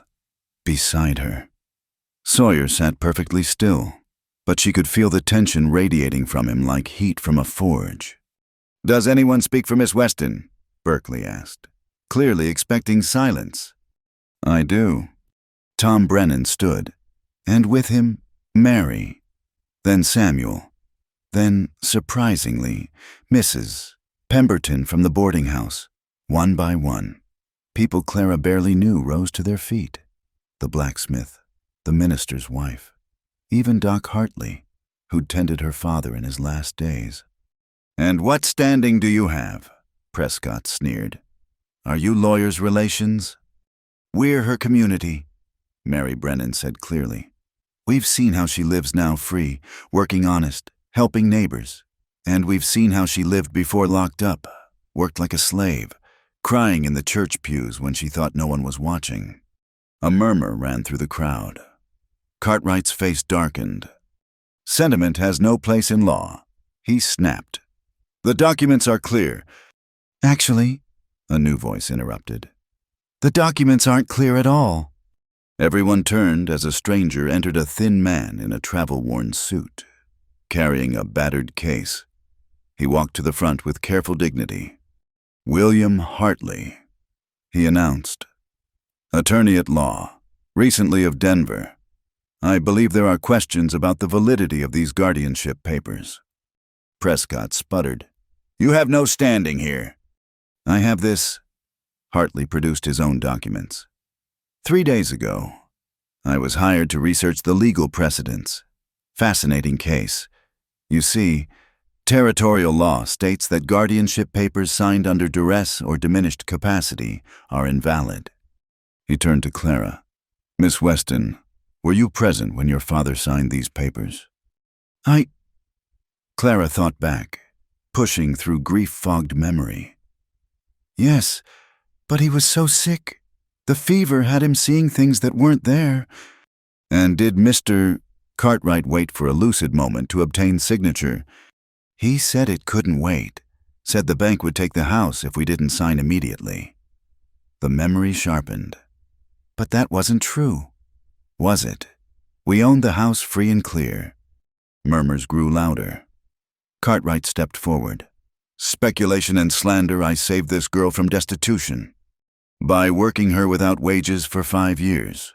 Hartley's voice cut like a blade. By attempting to sell her services to the highest bidder, interesting definition of salvation, Mr. Cartwright. Who hired you? Prescott demanded. Who's paying for this interference? Hartley smiled. That would be Mr. Sawyer Alley telegraphed me last week. Apparently, he anticipated you might try legal maneuvering. All eyes turned to Sawyer, who hadn't moved from his seat. Seemed prudent, he said mildly. Man threatens what's mine. I protect it. She's not yours, Cartwright exploded. I'm no one's. Clara stood, finding her voice at last. That's what you never understood. Mr. Cartwright, not my father's to give, not yours to keep, not Sawyer's to own. She looked around the room, meeting eyes. I'm my own woman, making my own choices. The law says otherwise, Prescott insisted. Then the law's wrong. Clara stepped forward. And everyone in this room knows it. How many of you have daughters, sisters? Would you want them bound to a man like Cartwright, who sees women as property to be traded? She turned to the council. Yes, I live with Sawyer Alley. I work his ranch for honest wages. We share a roof because housing is scarce and winter is hard. If that scandalized you, consider this in 6 months with Sawyer. I've learned to read better, ride horses, work cattle, and defend myself. In 5 years with Cartwright, I learned only to make myself small and quiet and afraid. Pretty speech, Cartwright said coldly, but irrelevant. The law is what we make it. Doc Hartley interrupted. Standing, the old physician commanded attention. I tended Thomas Weston in his final days. The man couldn't remember his own name half the time. Any document he signed is suspect. I concur, said Reverend Dalton's wife, the new reverend, the old one having left town suddenly months ago. Christian charity demands we protect the vulnerable, not exploit them. The tide was turning. Clara felt it in the shifting energy of the room. Berkeley and the council looked increasingly uncomfortable. There's another matter, Hartley announced. Territorial law allows any woman over 25 to petition for emancipation from guardianship. Miss Weston. Clara's heart leaped. I'm 27. Then I have here a properly drawn petition. He produced more papers, requiring only your signature and witness from 2 upstanding citizens. I'll witness, Mary Brennan said immediately. As will I, added Doc Hartley. This is highly irregular, Berkeley protested. We need time to review. What you need, Sawyer said, standing finally, is to decide what kind of town Dry Hollow wants to be. One where women are bought and sold, or one where folks can make their own choices and live free. He moved to stand beside Clara, not in front, not behind, beside. I came here 6 months ago, he continued, and saw something that turned my stomach. Saw a woman being auctioned like livestock while good folks watched. Told myself then if I did nothing else, I'd give her 1 night of safety. 1 night to sleep without fear. His voice carried quiet conviction. She chose to stay, chose to work, chose to build something better than what she'd known. Now you want to drag her back because of papers signed by a dying man who didn't know his own mind. The law, Prescott began. Damn your law. Sawyer's voice hardened.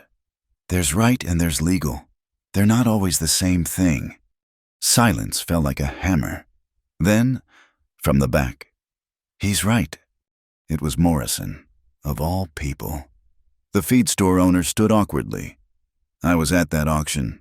Bid on her myself, to my shame. What Cartwright's doing, it ain't right. Man shouldn't own another person, papers or no papers. Others began speaking, some supporting, some arguing. The careful order of the hearing dissolved into heated debate. Through it all, Cartwright grew redder. his fists clenching. Finally, Berkeley hammered for order. "Enough, the council will deliberate." "No need," said Councilman Waters, the youngest of the five. "I move to recognize Miss Weston's petition for emancipation." "Second," said another quickly. "All in favor?" Berkeley asked reluctantly. 3 hands rose. Berkeley hesitated, then added his own. Only one councilman, deep in Cartwright's pocket, voted no. "Motion passes," Berkeley announced. "Miss Clara Weston is hereby recognized as a free woman, beholden to none. This hearing is adjourned." The gavel fell. The room erupted. Clara felt her knees buckle, but Sawyer's hand steadied her. "You did it," he murmured, stood up and spoke truth. "We did it," she corrected. Then louder, to the room, "Thank you, all of you." Cartwright pushed through the crowd, his face ugly with rage. "This isn't over. You think you've won, I'll have you run out of the territory." Mr. Cartwright." Attorney Hartley appeared at his elbow. "A word about your business practices. It seems several former employees have complaints about wages owed. Perhaps we should discuss this privately." The implied threat was clear. Cartwright looked around at the townspeople who'd stood against him, at Clara standing tall and free, at Sawyer beside her like a mountain. Something shifted in his eyes. Not defeat, but recognition. The game had changed, and his old plays wouldn't work anymore.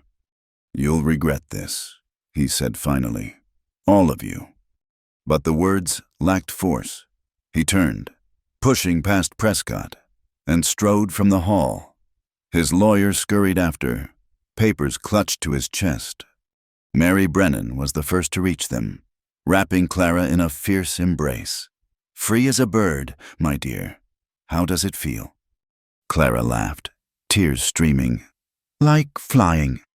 They stayed to sign papers, to shake hands, to accept congratulations. Sawyer spoke with Attorney Hartley, settling his fee, thanking him for coming. Clara noticed money changing hands more than seemed right for 3 days' work. "How much did you pay him?" she asked as they finally made their way to the wagon. "What it was worth," Sawyer said simply. "But your savings?" "We'll build back up. Can't put a price on freedom." They drove out of Dry Hollow as the sun set, painting the sky in shades of victory. Clara kept touching the emancipation papers, hardly believing they were real. "Thank you," she said as they reached the canyon road, "for thinking ahead, for hiring Hartley." "Thank you," Sawyer replied, "for being brave enough to use the chance." Clara looked at him, this quiet man who'd seen her worth when she couldn't see it herself, who'd offered shelter without chains, work without servitude, partnership without possession. "Sawyer," she said softly, "that night of the auction, did you really just mean to give me one night?" He was quiet for a long moment. Then, "Honestly, I didn't know what I meant. Just knew I couldn't watch you disappear with Morrison or Garrett. But that first morning, when you made breakfast without being asked," he smiled. "Knew then I'd found something worth keeping." "Not keeping," Clara corrected. "Sharing." "Yes," he agreed. "Sharing." They rode home through gathering darkness, but Clara felt light as dawn, free. The words sang in her bones, rang in her heart.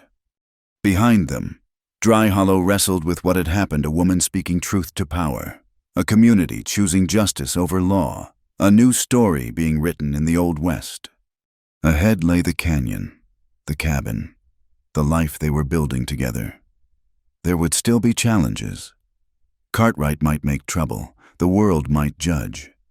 But tonight, Clara Weston was free.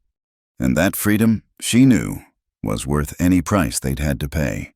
He never touched her until she said. The cabin felt different after the hearing. Not in any physical way, same rough walls, same narrow bed, same view of the canyon through frost-etched glass. But something had shifted in the air between them, like the moment before lightning strikes when everything holds its breath. Clara noticed it in small things. How Sawyer's hand lingered when passing her coffee. How her breath caught when he stood close, teaching her to oil leather. How they both found excuses to stay up talking by the fire, delaying the moment of lying down in that narrow bed.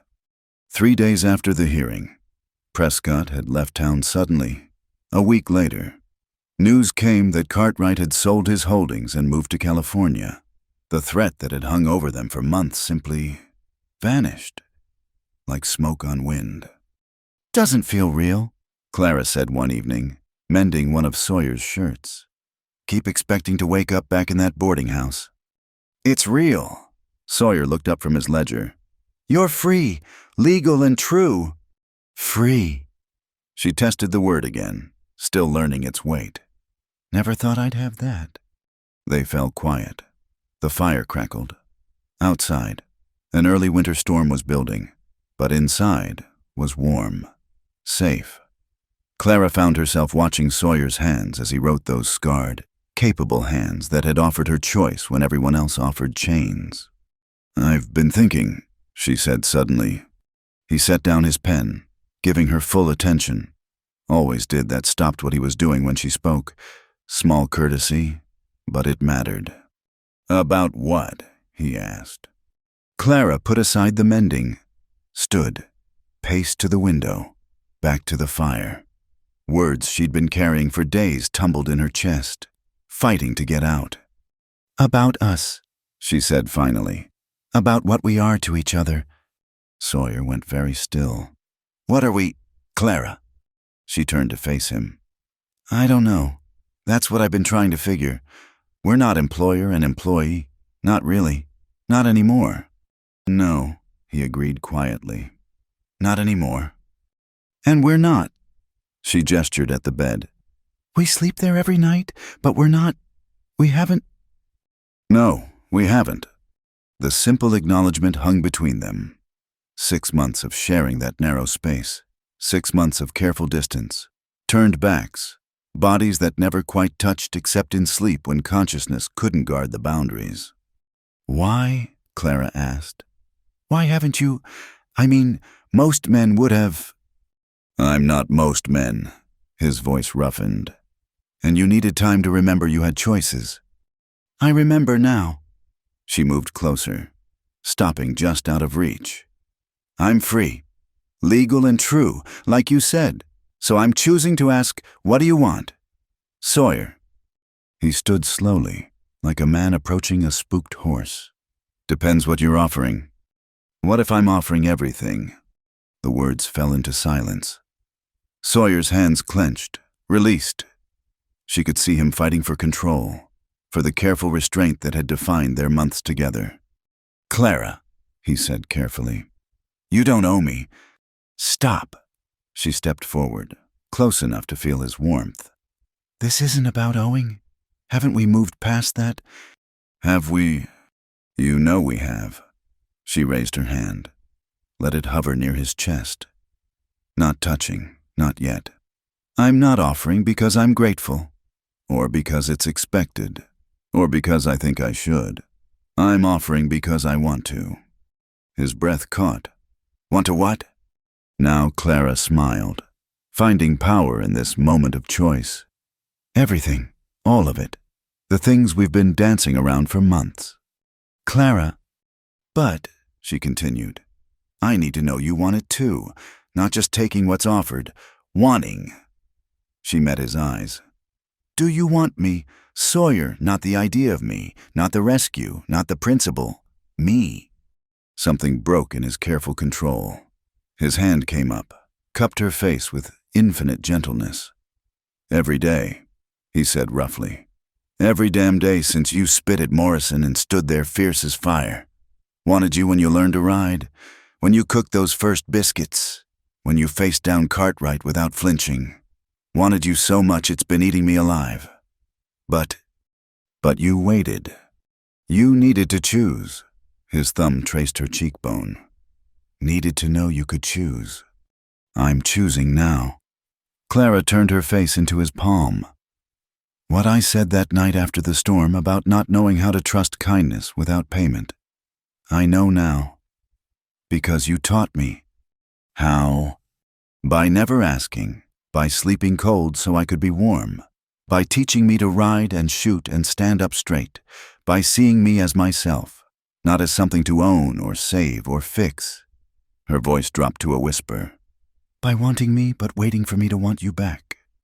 Do you? His voice was raw. Want me back? Instead of answering with words, Clara closed the last distance between them, rose on her toes, one hand on his chest for balance, and pressed her lips to his. For a heartbeat, he stayed frozen. Then his arms came around her, gathering her close with a sound that might have been her name or might have been prayer. The kiss deepened. 6 months of careful distance dissolving in shared heat. When they finally broke apart, both breathing hard, Sawyer rested his forehead against hers.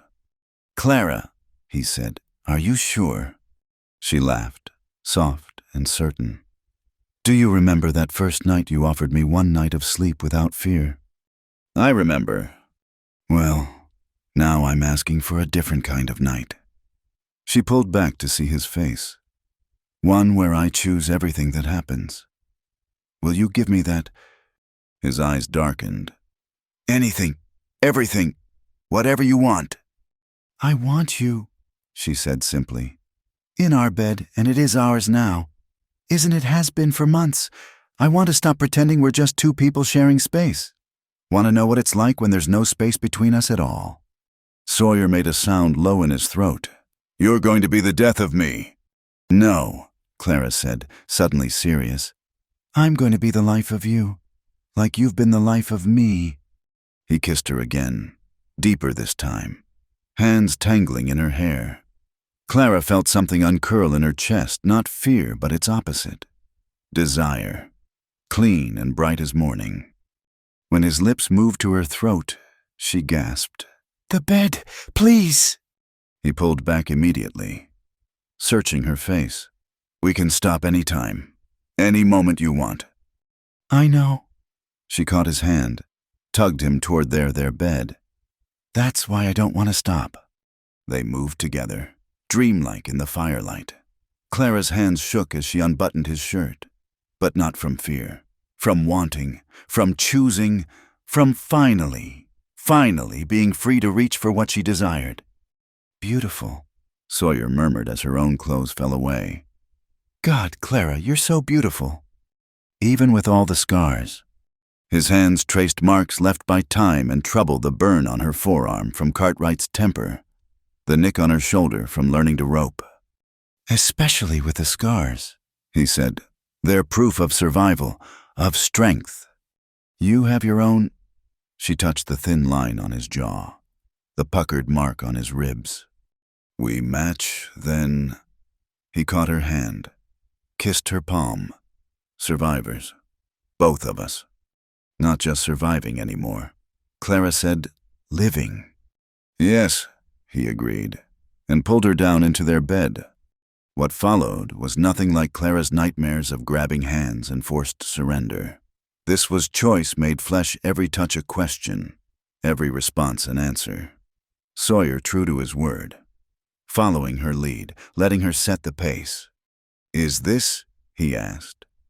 Yes, she gasped. Oh, yes. Tell me what you... Just don't stop! Please don't stop! He didn't. Not until she arched beneath him, crying out in surprise at pleasures she hadn't known her body could feel.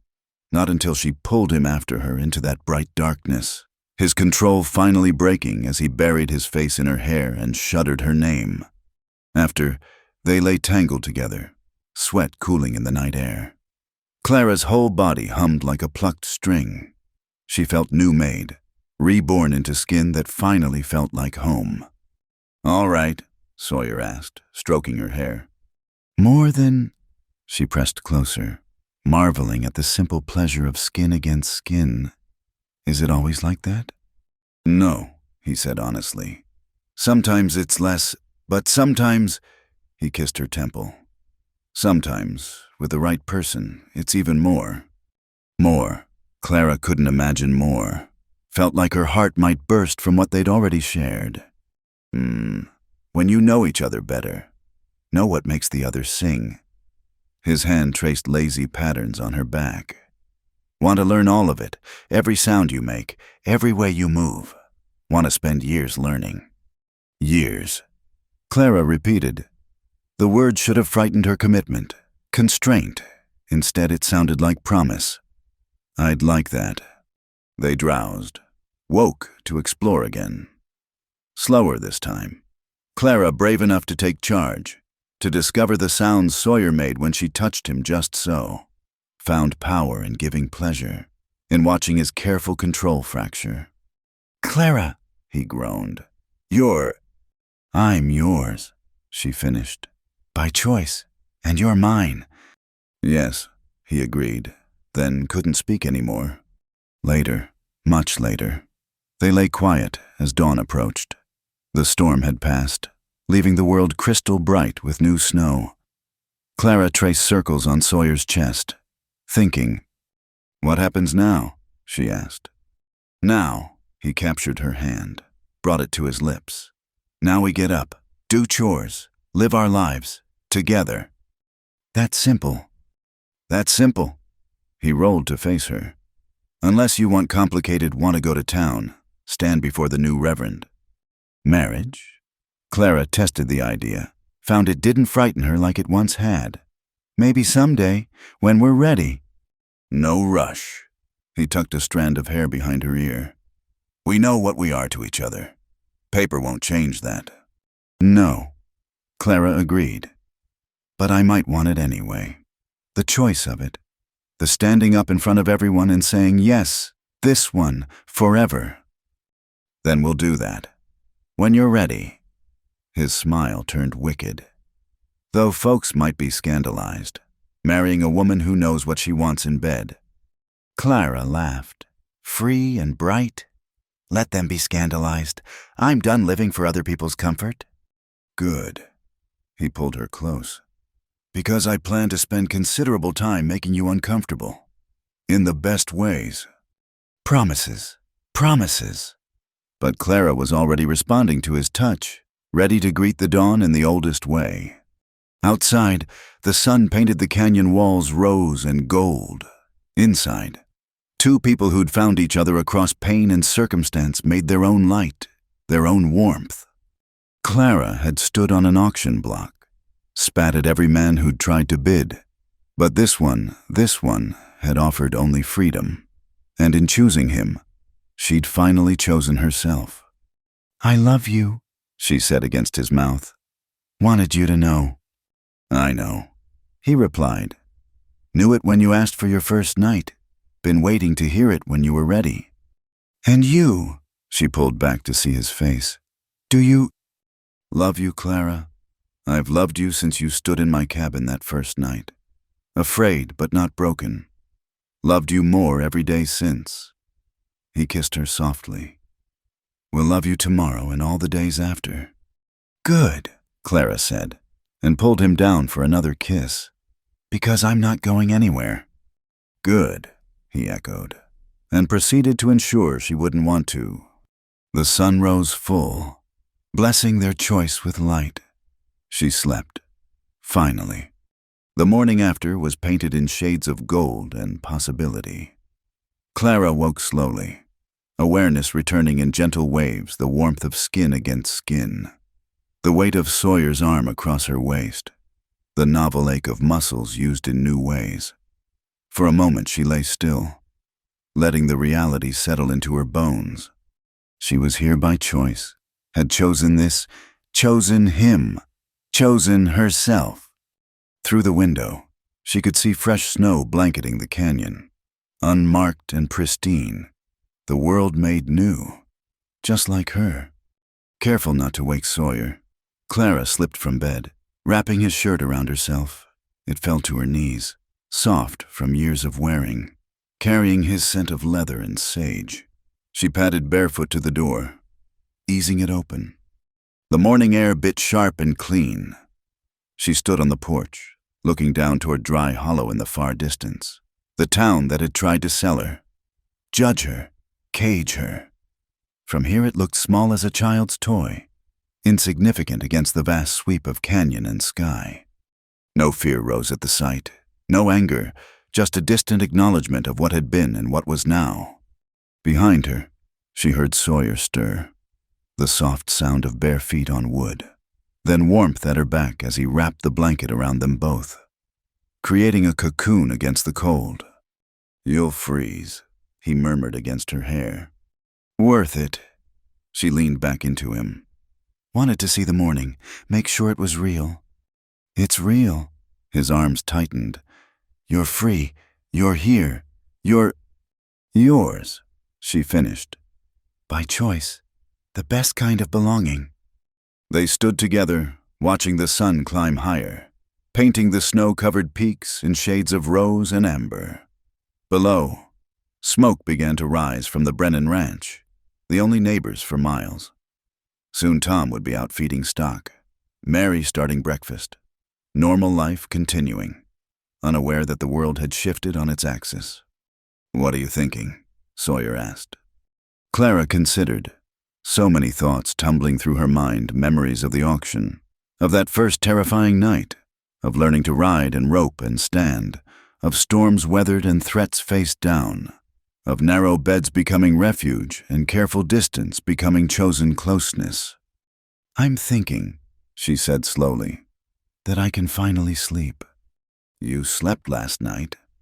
"No, I mean—" She turned in his arms to face him. "Really sleep. Without one ear listening for footsteps, without escape routes planned, without fear sitting like a stone in my chest." Understanding dawned in his eyes. "Clara, do you know what that means, to just sleep safe and whole and unafraid?" Her voice caught. "I haven't had that since I was 19, since before my parents died." "You have it now," he said firmly, "for as long as you want it." "Forever, then—" The words came easy as breathing. "If that's all right with you." His answer was a kiss that tasted of promises and tomorrow, when they finally pulled apart, both shivering from more than cold. Clara laughed. "We should go inside, do chores, be responsible." But Sawyer didn't move, just held her closer. "Or we could go back to bed, celebrate your first real sleep with not sleeping." "Scandalous," Clara said, but she was already pulling him toward the door. "What would the good people of Dry Hollow say?" "Don't know, don't care." He followed willingly. "My world's right here." Later, much later, they did emerge to tend the necessary tasks. Horses to feed, cattle to check, water to haul. But everything felt different now. Each casual touch carried weight. Each shared glance held promise. The careful dance of the past months had become something richer, deeper. "You're glowing," Mary Brennan announced when she rode over that afternoon with fresh bread and preserves. She looked between them, sharp eyes missing nothing. "Both of you, about time, I say." Clara blushed but didn't deny it. "Mary—" "No need to explain, dear." Mary patted her hand. "Tom and I weren't married when we started our life together either. Paper came later, when we were ready. What matters is the choice." "The choice," Clara repeated. "Yes." "Besides," Mary's eyes twinkled, "after what you said at that hearing about being your own woman, half the young ladies in town are quoting you. Reverend's wife is beside herself." "Oh no," Clara groaned. "I didn't mean to cause women to think, to question, to want more than what they're handed." Mary shook her head. "'Cause away, my dear. About time someone did." After Mary left, Clara found herself standing at the window again. The sun was setting now, painting the canyon in shades of copper and shadow, full circle from this morning's gold. "Regrets?" Sawyer asked, joining her. "No." She laced their fingers together. "Just thinking how strange it is. 6 months ago I stood on that platform, ready to spit at the world, thought my life was over. Instead, it was beginning. Because of you." "Because of you," he corrected. "I just offered a choice. You're the one who was brave enough to take it." Clara turned to study his profile in the dying light. This man who'd seen her worth when she couldn't, who'd offered shelter without chains, work without servitude, love without possession. Sawyer. That first night when you said you wanted one night for me to sleep without fear, did you know then what we'd become? He was quiet for a long moment. I knew you were meant for more than what they offered. Knew I wanted to see who you'd be when fear wasn't driving. As for the rest, he squeezed her hand. Hoped, maybe, but couldn't have imagined this. This? You, here, choosing to stay. Choosing. He turned to face her fully. Choosing to call me husband, if you're willing. Clara's breath caught. Are you asking? I'm asking. He dropped to one knee right there by the window, her hand still in his. No rings, no ceremony if you don't want it. Just a question. Clara Weston, will you be my wife? Let me be your husband. Build this life together. Official and true. She looked down at him, this steady man who'd waited, who'd witnessed her becoming, who'd loved her at her fiercest and her most afraid. Yes, she said simply. Yes to all of it. He rose, kissed her with a fervor that left them both breathless. When they broke apart, Clara was laughing through tears. We'll shock the town, she warned. The auction girl marrying the stranger who bought her freedom. Let them talk. He wiped her tears with gentle fingers. We know the truth. Which is, nobody bought anyone. Two people found each other, chose each other. The rest is just noise. That night, they made love with a sweetness that brought fresh tears. Afterward, Clara lay in their bed truly theirs now, in every way, and marveled at the journey. I can sleep, she whispered into the darkness. Finally, truly sleep. Then sleep, Sawyer murmured, already drowsing. I'll keep watch. No need, she said. We're safe. And they were, here in this cabin beyond the canyon, two souls who'd found harbor in each other. Tomorrow they'd rise, work side by side, build their life board by board and choice by choice. Maybe they'd ride to town, find the reverend, make it official. Maybe they'd wait until spring, marry with wildflowers in her hair and Tom Brennan standing witness. It didn't matter. What mattered was this Clara Weston, who'd stood on an auction block spitting defiance, had found something worth holding, and Sawyer Ali, who'd offered only shelter, had discovered a home in her fierce spirit. She'd asked once what kind of name Ali was. Now she knew it was the name she'd take, the name she'd make her own. Clara Ali. It had a ring to it, like bells or promise or morning breaking clear. Outside, coyotes sang their wild songs to the moon. Inside, two people slept entwined, no space between them, no fear in the darkness. Clara's last thought before dreams took her was simple. She'd spit at every man who'd tried to bid on her. But this one had bid on her freedom instead, had paid $300 not to own her, but to ensure no one else could. And in the end, that had made all the difference. In the end, that had set them both free. She slept, finally, safe and whole and home. Thank you for listening to this story from the Wild West. If you enjoyed Clara and Sawyer's journey, I'd love to hear where you're listening from. Please share in the comments below so we can connect and discuss what touched your heart.